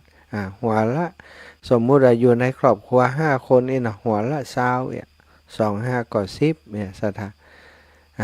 บางที่บางแห่งก็หัวละ10ก็หมายความว่าอยู่ในครอบครัวนั้น5คนก็50แบบโอ้อาจารย์เดือนนี้นี่ตึงปอวะ ตึงปอหากินปอหารายได้ปอที่จะใช้จ่ายกับงานศพนะงานศพนี่ก็เป็นงานสังคมงานชุมชนนี่นะศรัทธาถ้ามีการเป็นการตายขึ้นนี่พี่น้องเจ้าบ้านบางแต่หยุดงานมาช่วยงานศพงานขาวดำในหมู่บ้านนั้นบางเถื่อเปิดเอาไว้ 2-3 คืน 4 คืนก็ต้อง4 วัน4 คืนช่วยเปิดไหนจะเป็นการใช้จ่ายกับสมาชิกสมาคมตัวนะแล้วก็ไหนจะต้องเสียเวลางานมาช่วยงานเปิดแต่ยังได้ก็ตามงานอย่างนี้เป็นงานที่มันไผ่บัดตั้งใจจะให้มันเกิดขึ้นก็ช่วยกันอันนี้เป็นน้ำจิตน้ำใจของคนบ้านเฮาเนาะของคนเมืองเฮาแต่ถ้าเป็นคนไทยคนภาคกลางเนี่ยเปิ่นบ่ได้ไปยุ่งไปเกี่ยวอย่างสักอย่างซะท่าตายก็เอาไปวัดก็ไปสวดพระอภิธรรมเฮียกลางคืนก็ไปชั่วโมงเดียวชั่วโมงปลาย2 ชั่วโมงก็กลับมาพักผ่อนได้แต่เฮานี่มันต้องไปกันช่วยกันนะสปะสเปดเตรียมห้างเตรียมดาเนี่ยเปิ้นยะคือเป็นหีดเป็นห้อยมา แต่บางคนก็ว่าโอ้ยะคืออิดอาจารย์นี่หรอวันเดียวนี้ก็มีการการจากันในโลกโซเชียลต่างๆว่างานศพนี่เป็นงานที่สิ้นเปลืองนะเป็นงานที่ทำให้เจ้าภาพนี้ต้องมีค่าใช้จ่ายสูงบางพิธีกรรมบางอย่างต่างๆนี่ที่มันงอกมันเงยขึ้นมา ทำให้เกิดความเดือดร้อนกับทางเจ้าภาพซึ่งพิจารณาดูแต่ถ้าตามหลักชาวพุทธของเฮานี่มันมีพิธีกรรมอย่างนักสถาแต่ในอู้ถึงว่าในพุทธกาลนะในยุคเก่าสมัยก่อนนี้การสวดอภิธรรมนี่ก็เพิ่งมีมานะเมื่อสมัยหมู่เฮานี่กะนะสถาสมัยอาตมายามน้อยนี่ยังบ่ค่อยมีเนอะสวดอภิธรรมนี่นะ สวดอภิธรรมนี่บางเทื่อเพิ่นตายเพิ่นก็เอาไปเผาเลยนะไปเผาแมลงนั่นไปเผาไปพังอย่างสมัยก่อนน่ากว่าสมัยก่อนนี่นะเปิ้นบ่เก็บไว้เมินแต่บัดเดี๋ยวนี้เก็บไว้กี่คืนมันมีตู้เย็นน่ะสถาแช่เย็นไว้ก็เลยเอาไว้หลายคืนได้ก็ทำพิธีคนที่มีตังก็ทำพิธีหลายคืนนิมนต์ผู้เจ้านักมาสวดก็กลายเป็นรูปแบบที่เฮียนแบบกันแบบนี้เนาะเอามาจากภาคกลางเอามาจากที่อื่นก่อนนิยมกันทำแบบนี้แต่ก็ยังที่บอกนั่นแหละบางทีคนทุกคนจนมีการใช้จ่ายสูงนิมนต์พระสงฆ์องค์สังฆเจ้ามาเทศน์มาสวดทุกคืนก็มีการใช้จ่ายกับอาหารการกินเรื่องดูปูเสือแขกแฮมแล้วก็มีลักมีหลาย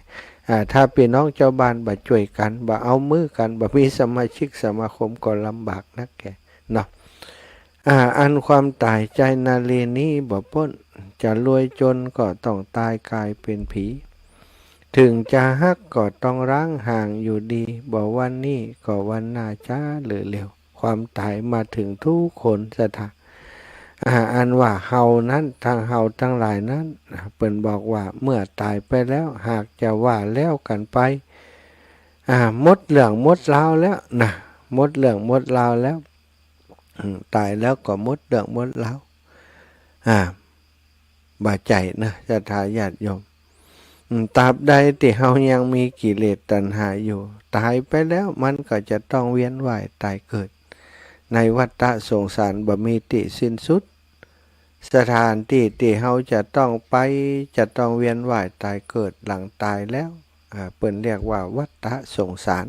วัฏฏะก็วนเวียนสังสารวัฏวนเวียนอยู่ไปมาไปกลับ หมุนเวียนไปมาอยู่อย่างนี้มีอยู่หลายที่หลายแห่งที่หนึ่งจะเรียกว่าโลกหนึ่งก็ได้นะที่เฮาเวียนว่ายตายเกิดไปนะสถานในจักรวาลอันกว้างใหญ่ไพศาลนี้มีโลกอยู่มากมายเช่นนรกนะสถานโลกมนุษย์นรกเทวโลกเทวดาเป็นต้นคนเฮาตายไปแล้วใช่ว่าจะกลับมาเกิดในโลกมนุษย์นี่ทุกภพทุกชาติอยู่ลำไปก็หาบ่ได้สถานอาจจะไปเกิดในโลกอื่นอีกมากมายแต่จะไปเกิดในโลกไหนและจะเกิดเป็นอย่างนั้นก็สุดแต่กรรมที่เฮาทำไว้หรือตามสภาพของจิตของแต่ละบุคคล การที่จะไปเกิดในแต่ละครั้งนั้นใจว่าอยู่ดีๆนี่ก็ปุ๊บปั๊บไปเกิดส่งเดชอย่างนั้นก็หาไม่ได้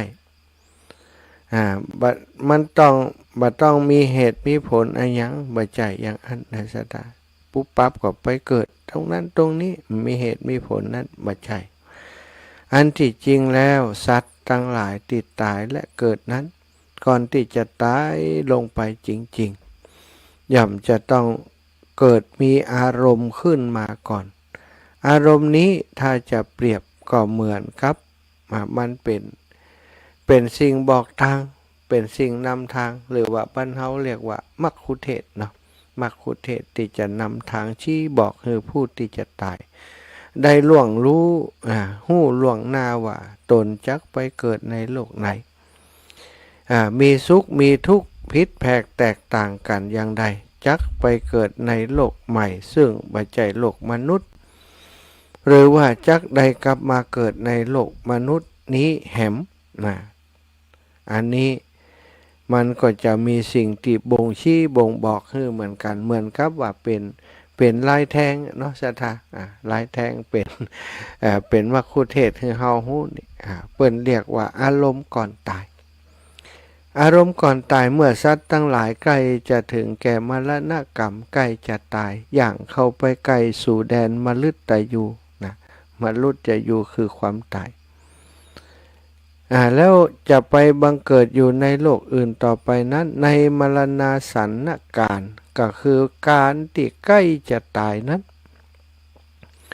ย่อมมีอารมณ์3ประการปรากฏเป็นอารมณ์แห่งปฏิสนธิก่อนปฏิสนธิจิตก่อนมีอย่างพ่องสถาอย่างที่1เปิ้นเรียกว่ากามมารมณ์กรรมารมณ์ก็ได้แก่กรรมกรรมที่ตนเคยกระทำไว้ก่อนจะมาปรากฏคือระลึกขึ้นได้ในขณะที่กำลังหล่อแหล่หายใจโรยลิ้น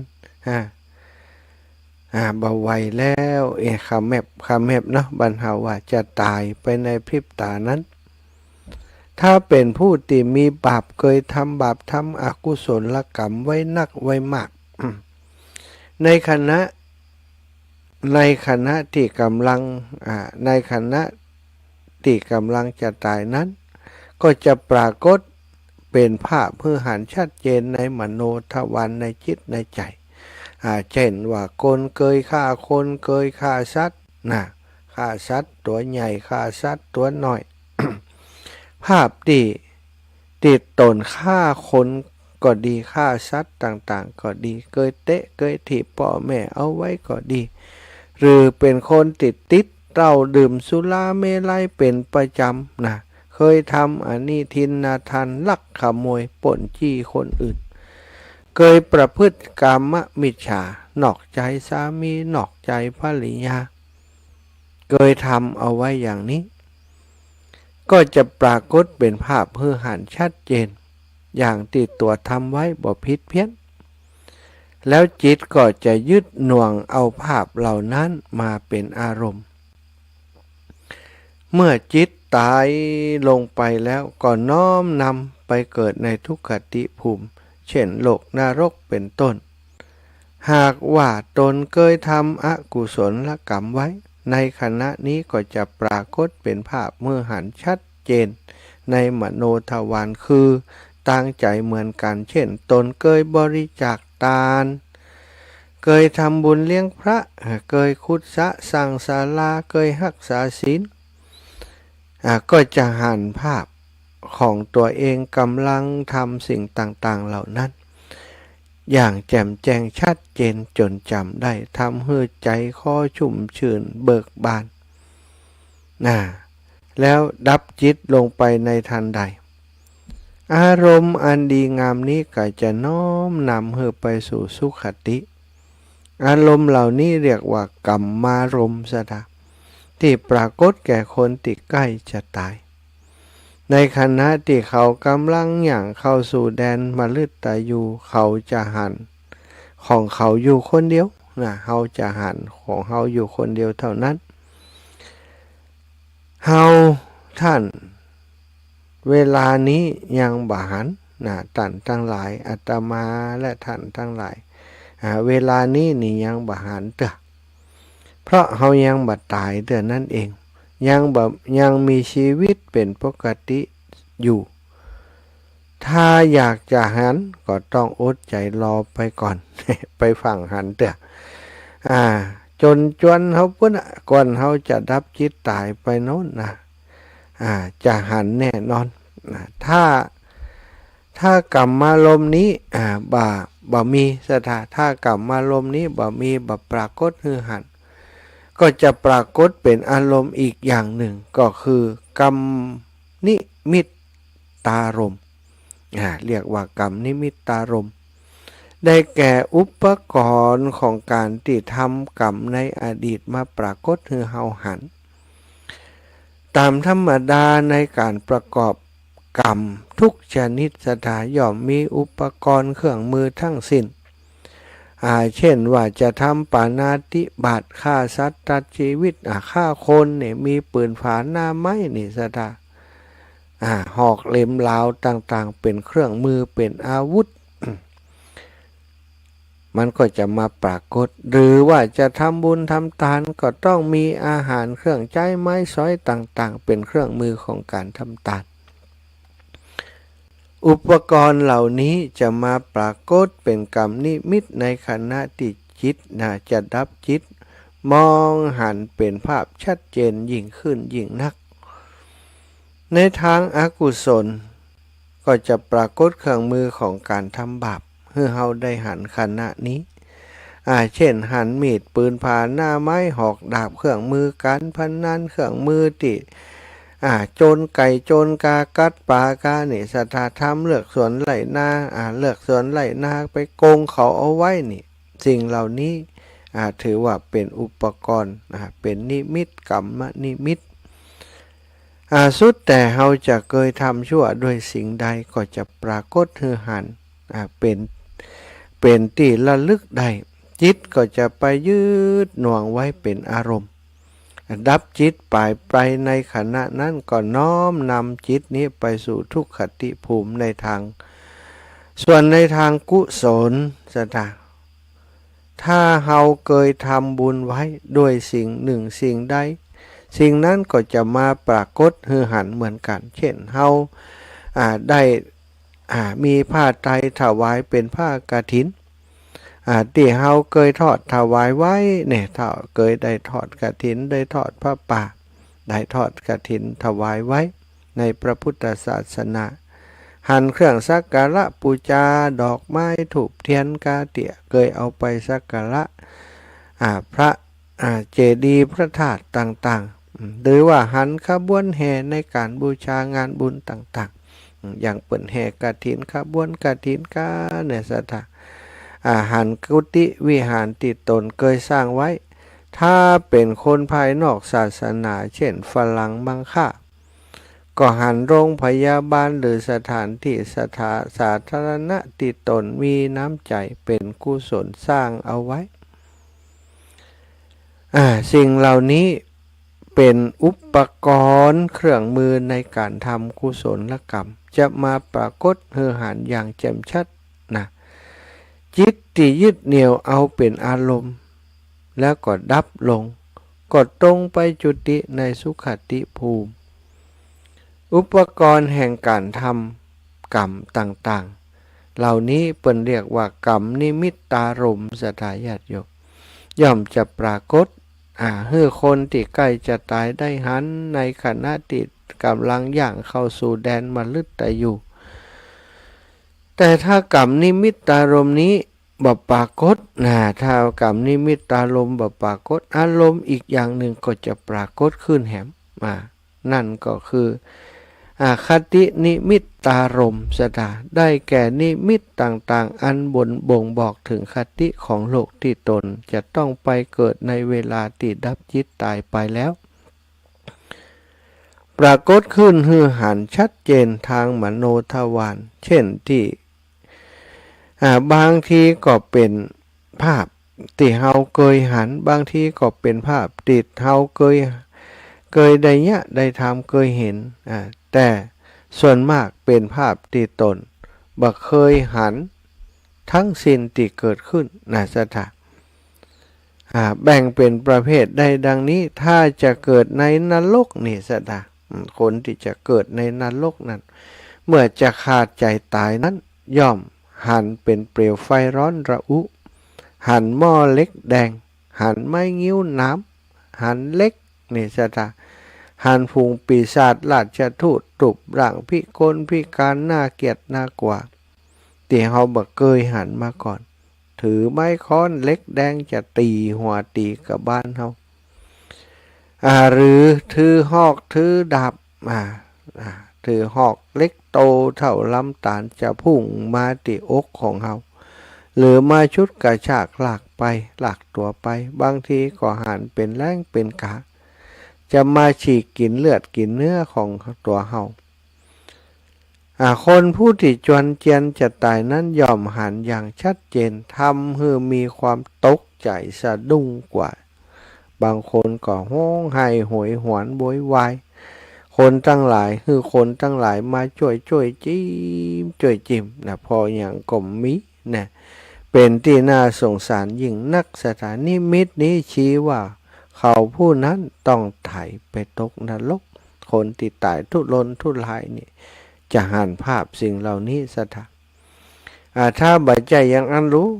ก็มีแหมอย่างถ้าผู้ที่ตายนั้นจะไปเกิดในเปรตอสุรกายย่อมจะหันคตินิมิตเป็นหุบเขาหรือถ้ำอันมืดมิดบางทีก็หันเป็นแกลบและเข้ารีบเข้าเปียกหมากไม้หู้ซึกหิวโหยอาหารกระหายน้ำเป็นกำลังบางครั้งก็หันเป็นน้ำเลือดน้ำหนองน่ารังเกียจสะอิดสะเอียนขยะขยแยงบางครั้งก็หันเป็นเปรตอสุรกายมีหลังใหญ่โตน่าเกียจน่ากว่าเนื้อตัวซกกระปกลุงลังภาพดังกล่าวนี้มาปรากฏในมโนทวารฮือหันชัดเจนแจ่มใสนิมิตนี้ชี้ฮือเฮาหูว่าผู้คนผู้นั้นจะไปเกิดเป็นเปรตหรือว่าอสุรกายแน่นอนถ้าผู้ที่ตายนั้นจะไปเกิดเป็นสัตว์เดรัจฉานย่อมเห็นคตินิมิตเป็นถุงหญ้าป่าไม้เชิงเขาชายน้ำกอไผ่ภูเขาหันแบบนี้บางทีก็หันรูปสัตว์ต่างๆมาปรากฏเช่นเห็นเป็นเนื้อโคทึกกระบือหมูหมาเป็ดไก่เหี่ยนกหนูจิ้งจกตุ๊กแกกิ่งกือไส้เดือนอย่างนี้เป็นต้นมาปรากฏอย่างชัดเจนแจ่มใสทางมโนทวารคือทางใจอย่างนี้ก็เป็นนิมิตชี้ฮือหูว่าเขาผู้นั้นจักไปเกิดในกำเนิดเดรัจฉานจะตามถ้าผู้ตายนั้นกลับมักจะได้กลับมาเกิดเป็นมนุษย์ในโลกนี้แหมเขาย่อมจะหันนิมิตในขณะที่จวนเจียนจะดับจิตนั้นก็จะหันเป็นก้อนเนื้อคือหันก้อนเนื้อเล็กๆอยู่ในคันมันดาหรือหันคันมันดาในชาติหน้าซึ่งจะมาถึงในพริบตานี้ปรากฏคือหันเป็นภาพชัดเจนแจ่มแจ้งเมื่อหันไปเช่นนี้ก็จะเป็นนิมิตชี้ฮือหูว่าเขาผู้นั้นจะไปเกิดเป็นมนุษย์ในโลกถ้าผู้ติดตายนั้นจะได้เกิดเป็นเทพบุตรเทพธิดาในสวรรค์เทวโลก เขาย่อมจะหันคตินิมิตเป็นทิพยพิมานหันปราสาทราชวังอันสวยวิจิตรการตาซึ่งบ่มีในเมืองมนุษย์บางทีก็หันเป็นต้นกัลปพฤกษ์และเป็นต้นไม้สวรรค์ซึ่งตนบ่เคยหันมาก่อนเลยหรือหันสิริสายญาติที่นอนอันประเสริฐปรากฏในทิพยพิมานแล้วไปด้วยแก้วและทองมีประการต่างๆงดงามอย่างนักหนาบางทีก็หันเป็นเทพพระบุตรเทพยธิดาฟ้อนนางฟ้าชาวสวรรค์ฟ้อนลำไล่ลำกันเป็นที่ลื่นเริงสำราญชื่นบานยิ้มแย้มแจ่มใสประดับกายด้วยอาภรณ์อันประณีตงดงามน่าดูน่าชมอารมณ์เหล่านี้จะมาปรากฏคือหันในภาพทางมโนทวารทำให้ผู้ที่จะถึงติดตายถึงแก่กรกิริยาตายนั้นมีจิตใจเพลินเกิดความยิ้มหย่องผ่องใสสมนัสบัดนี้ถ้ามีผู้สังเกตดูหน้าตาก็จะรู้ได้ว่าเขาจะรับตาตายอย่างสุขสงบไปพบสุขติแน่บ่ช้าในบ่ช้าเพราะนิมิตนี้ชี้ฮือหูว่าเขาผู้นั้นจักได้ไปเกิดในสวรรค์เมืองฟ้านิรปานเป็นเทวดาแน่นอน อันนี้จึงเป็นอันว่าถ้าก่อนที่จะดับจิตตายลงไปคือในขณะที่กำลังย่างก้าวเข้าสู่แดนมฤตยูคตินิมิตย่อมบังเกิดปรากฏต่างๆดังกล่าวมานี้สถาคนเราจะไปเกิดที่ไหนมันจะมีคติบ่งบอกกรรมนิมิตกรรมนิมิตเป็นกรรมกรรมที่เคยกระทำอย่างต่างๆนั้นตึงดีตึงชั่ว ถ้าดีก็จะพาไปสู่สวรรค์ถ้าชั่วก็แน่นอนนะนรกเปรตวิสัยแล้วก็อสุรกายดีขึ้นมาก็มนุษย์แล้วก็สวรรค์เนาะศรัทธาญาติโยมเรื่องนี้เป็นสิ่งสำคัญศรัทธาในสมัยพุทธกาลพระองค์ก็ทรงเล่าถึงนะคนที่จิตนะก่อนจะดับจิตตายเนี่ยไปนึกถึงอกุศลกรรมที่ตัวเองเคยทำผิดพลาดมาก่อนไปตกนรก7 วันนะอย่างพระนางมัลลิกาเนี่ยคนที่จะทำคนที่ทำอสถิสถานกับพระเจ้าประเสนทิโกศลไปเกิดความผิดพลาดยังบ่ฮู้ขึ้นระวังแล้วก็ทำให้จิตของพระองค์เนี่ยก่อนจะตายนี่ไปนึกถึงอกุศลกรรมที่ตัวเองพลาดพลั้งไปทำนั้นกลัวว่าพระพุทธเจ้าจะพระพุทธเจ้าจงทรงทราบแน่นอนเนี่ยนางก็หู้ละอายใจบักกึดถึงบุญที่ตัวเองทำไปกึดถึงความผิดพลาดเล็กน้อยที่ตัวเองได้เผลอพลั้งไปทำจิตไปจดจ่อแล้วก็ไปตกอยู่ในสิ่งนั้นเมื่อพระนางได้สวรรคตไปพระราชาประเสนทิโกศลก็ไปกราบทูลถามพระพุทธเจ้าถึงคติของพระนางมัลลิกาพระพุทธองค์ทรงทราบว่าก่อนจะจุติตายไปนั้นพระนางมัลลิกานี่นึกถึงกรรมชั่วของพระองค์อยู่ทำให้พระนางนั้นไปเกิดอยู่ในนรกภูมิอยู่ถ้าพระองค์จะตอบตามความเป็นจริงแก่พระเจ้าประเสนทิโกศลว่าโอ้พระนางมัลลิกานี่ไปอยู่ที่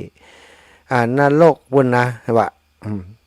พระเจ้าประเสนทิโกศลก็จะคัดแย้งขึ้นมาในใจแล้วก็จะต้องบัดสบายใจแน่ว่าแม่หญิงคนนี้พระนางมัลลิกานี่ขยันทำบุญทำบุญทำกุศลตลอดมาอสถิสถานที่เอาชนะประชาชนได้ก็เพราะดำริเหลื่อมของนางนั่นเองนางจะต้องไปสวรรค์อย่างเดียวแต่ว่าพระเจ้าประเสนทิโกศลอยากฟังจากพระพุทธเจ้าพยากรณ์พระพุทธองค์ทรงทราบเรื่องราวต่างๆดีก็เลยทะลิแซงให้พระเจ้าประเสนทิโกศลเข้าไปถวายอาหารแทนที่จะเข้าไปถามพระพุทธเจ้าในเรื่องที่ตัวเองสงสัยพระพุทธเจ้าโดยพุทธานุภาพพระองค์ทำให้พระเจ้าประเสนทิโกศลลืม จะไปถามพระพุทธเจ้าเรื่องอย่างลืมไปหาบ่าวถวายอาหารสนทนาทำพอสมควรแล้วก็กลับไป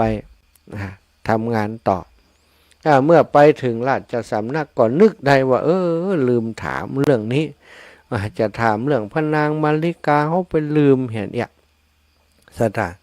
วันต่อมาก็ไปอยู่อย่างนั้นจนถึงวันที่7สถานพระพุทธองค์ทรงทราบแล้วว่าพระนางมัลลิกาต้องทรงเสวยสุขแล้วตอนนี้ออกจากนรกไปอยู่ที่สวรรค์เป็นที่เรียบร้อยแล้วพระพุทธองค์ก็ทรงคลายพุทธานุภาพในที่จะทำให้พระเจ้าประเสนทิโกศลลืมนั่นออกนะพระเจ้าประเสนทิโกศลสนทนาธรรมกับพระพุทธเจ้าพอสมควรแล้วก็รายงานต่อพระองค์ทรงถามเรื่องที่ทรงข้องใจข้องพระทัยก็ถามว่าตอนนี้พระนางมาริกาสวรรคตแล้วที่องคตแล้วไปอยู่ที่ไหนพระเจ้าข้าว่าพระพุทธเจ้าก็ทรงบอกว่าไปอยู่สวรรค์ชั้นดาวดึงส์แล้วโดยกุศลกรรมที่นางได้สั่งสมอบรมมาตลอดชีวิตของนางพระเจ้าประเสนทิโกศลตบอกตึงเลยศรัทธาญาติโยมผมก็กึดอย่างอันเหมือนกันพระเจ้าข้าว่า ไม่ยิงดีๆอย่างนี้นี่ต้องไปสวรรค์อย่างเดียวผมบ่เชื่อว่านางจะไปสู่ที่อื่นได้แต่พระพุทธองค์ก็บ่ทรงบอกหรอกว่าพระนางมัลลิกานี่ไปตกนรกถึง6 วันกว่าจะพ้นได้ก่อนในวันที่7อันนี้เรียกว่าจิตใจนะคติที่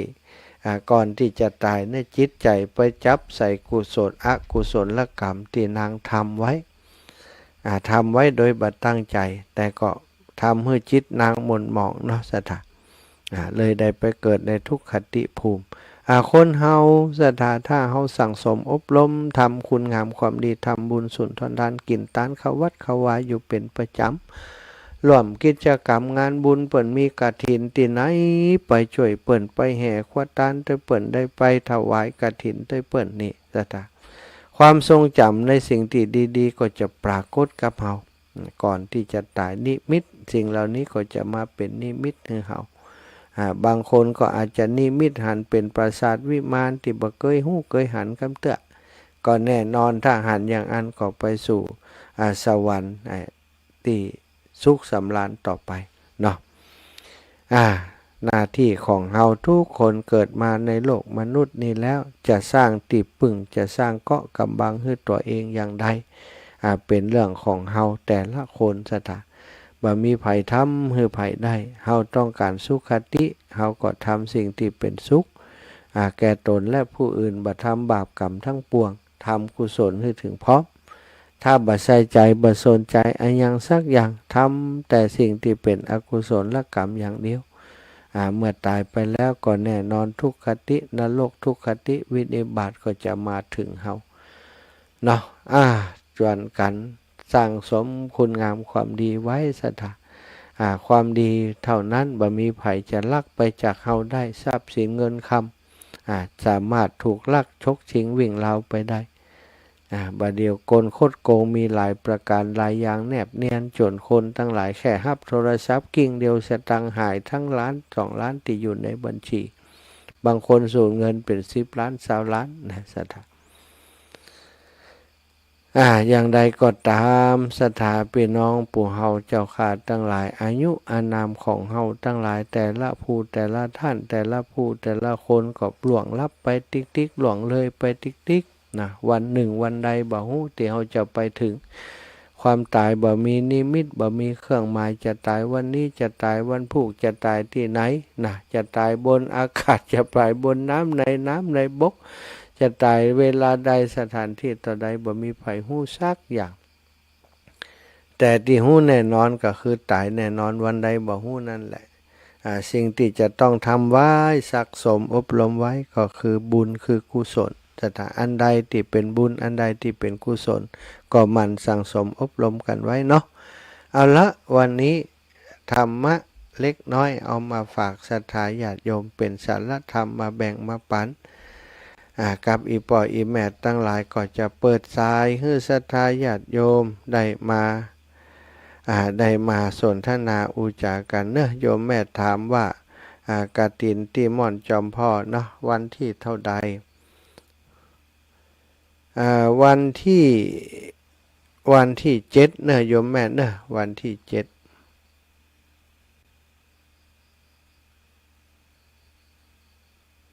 วันที่7เดือนตุลาเดือนพฤศจิกา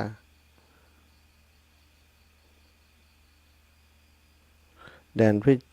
ฤศจิกาก็จะเป็นวันที่เปิ้นอันนี้ตัวนะหลวงปู่เปิ้นจะหลวงปู่พระครูปฏิภาณธรรมทินเปิ้นจะ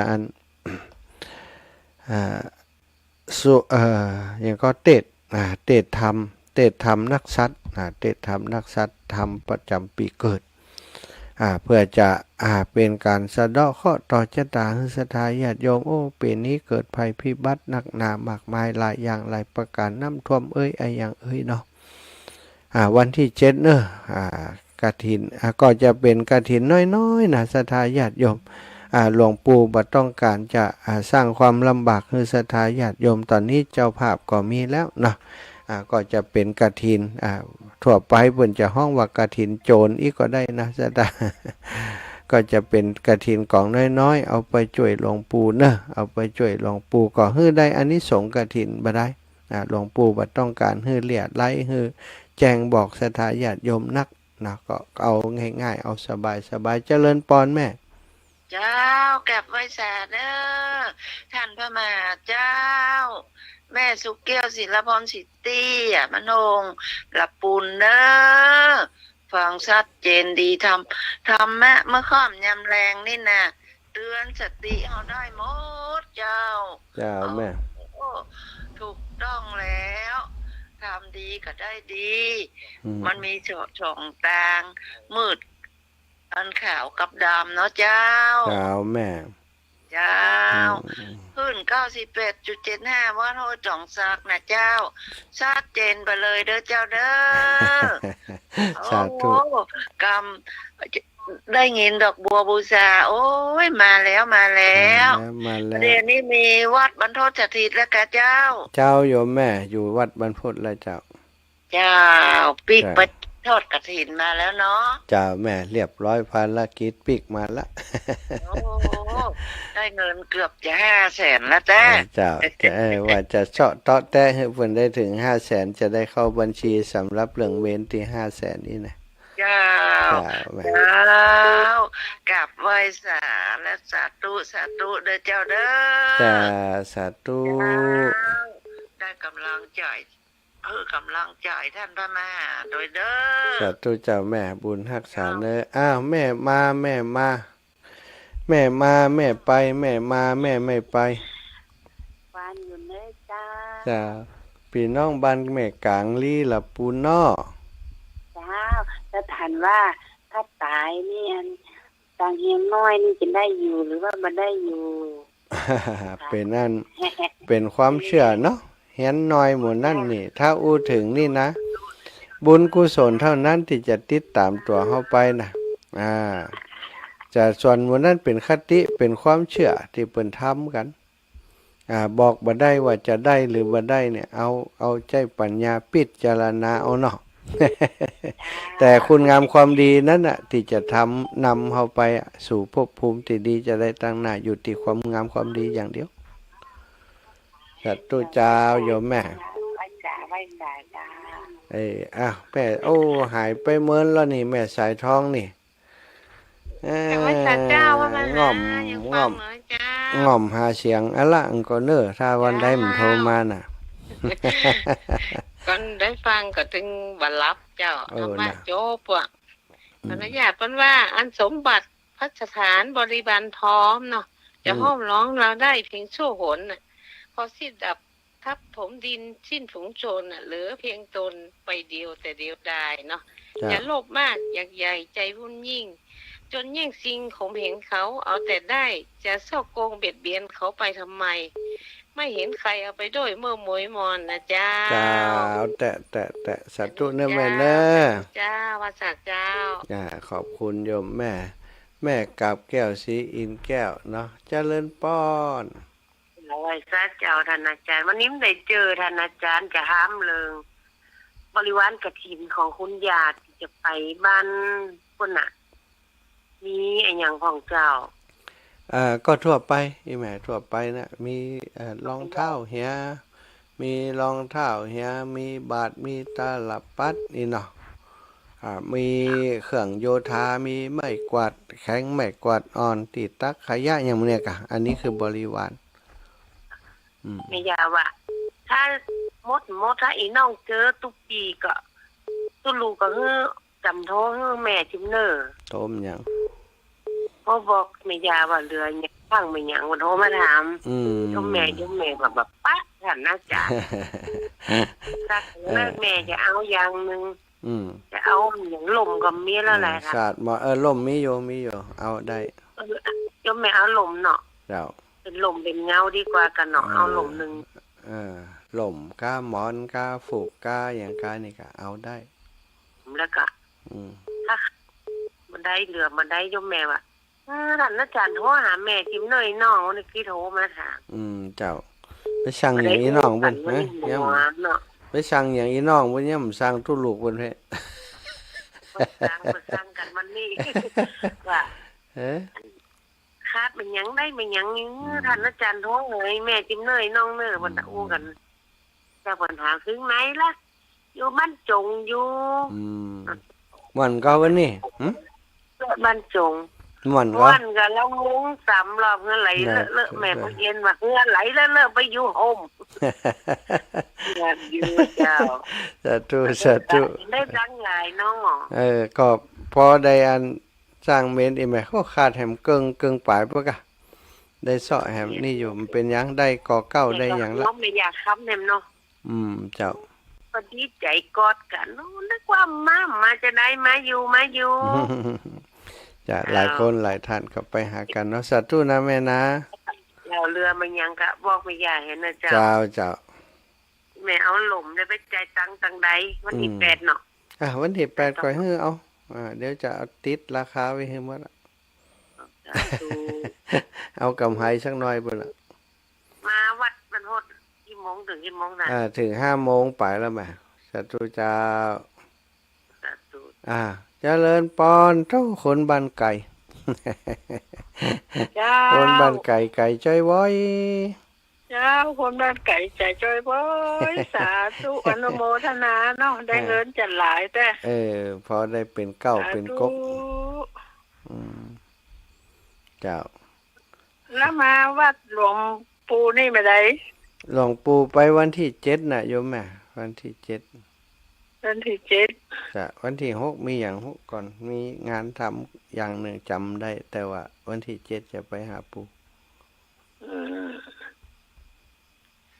แล้วก็ขาดอย่างเดียวนี่ขาดอย่างแม่ครบหมดละครบละครบหมดแล้วน้อยๆไผอยากจะไปร่วมบุญอย่างก็ไปอันหอมอย่างอื่นเอาหอมอย่างก็ทำเปิ่นเตะทำอันเนี้ยแม่ตั้งทำปีนี้บัจจะทำมหาชาติจะเป็นทำมันปีนักษัตริย์เนี่ยไปเกิดปียังอีกตีวัดจอมพอนะใกล้วัน14นี่14ค่ำเจ้าแม่แล้วใกล้ร้อยกระทงใกล้ลูกใกล้กับวันที่10วันเนี่ย14ค่ำไม่ใช่14ค่ำตรงกับวันที่7วันที่7กะเจ้า14ค่ำกะเจ้าใจกะแล้วก็15ค่ำตรงวันที่8ใจกะแม่พ่อสอพิษกะใจกะแม่ถึงเดือนยี่เป็งวันที่หยังเปิ้นเอาทำสั้นๆนั่นมันจะได้จบแล้วก็แม่ขับมาโมวันเดือนยี่เป็งอันหลวงปู่เปิ้นบ่เอาวันเก่าแล้วนะที่เปิ้นประกาศนี่วันเก่าน่ะกะวันที่7วันที่7แต่ก็วันที่8เปิ้นดึงเอาวันที่7กับวันที่8ลูกมันตาแต่วันที่7ที่8ที่8นี่มันตรงกับวัน14กับ15ค่ำ14ค่ำวันที่14บุญญาแม่14ปุ่นนะอันกฐินนี่มดวันที่15เดือนยี่เป็งนี่วันที่15น่ะก็ยี่เป็งวันที่15เป็น8ค่ำเป็นอันวันที่8บัดใจพอเห็นดีๆพอดีๆสัตตุมันเถียงละพอเอาคนเดียวเจริญปอนแม่หลงบ้านบวกลี่ละพูนจ้าแม่อันกฐินแล้ววันนี้บอกเจ้าแล้วละแม่ไปได้หอมโโนสนาเด้อเจ้าจะรับแล้วกันนี่ฮะรับแล้วกันนอนแล้วกันอาจารย์ไม่ได้มาตรงนี้หรือไม่ได้หอมเยอะเป็นยังบุญรักษาแม่เนอจ้ารับดีฝันดีพี่น้องต่างเมืองลี่ก็หลายท่านหลายคนเนี่ยติดตามรับฟังรายการอยู่นี่โยมแม่อันแม่สุกันธานะแม่สุกันธาแม่สายนี่อยู่เมืองลี่ละปูนเจริญปอนอีแม่ย่านวลยอดคำปันเจ้าไว้สาเจ้าออกรายการอยู่กันนี่เจ้าออกอยู่เจ้าแม่แต่กำลังมาเปิดฟังเนี่ยแม่มานึกว่าออกไปนะไปไหนมาอยู่เนี่ยไปพอข้าวโอ้ได้ฟังกันเพิ่นอู้กันเจ้ามามัวข้างข่าวอยู่ว่าลูกว่าการเป็นการอีกงานวันค่ำจ้าวันนี้วันของอาจารย์ท่านอาจารย์พระมหานพดลสุวรรณเมธีอาจารย์บัสบายไหมออกแทนกันออกแทนอาจารย์เนี่ยเอาละเวลาหมดนะโยมแม่จ้า จ้าเวลาหมดเวลาแล้วนำรายการจากลาศรัทธาทุกท่านทุกคนไปด้วยเวลาเพียงเท่านี้ขอความสุขสวัสดีมีแก่ศรัทธาญาติโยมทุกท่านทุกคนเนื้อบุญกุศลทุกอย่างทุกประการเตียตมาภาพสั่งสมอบรมมากระทำมาแบ่งปันศรัทธาญาติโยมเพื่อใดเต่ากันทุกท่านทุกคนเจริญไปโดยอายุวันนะสุขภาละปฏิภาณธนสารสมบัติจุหนังจุปการรับดีฝันดีอยู่ดีมีสุขจัตตารโอธรรมาวัฏันติอายุวันโนสุขัง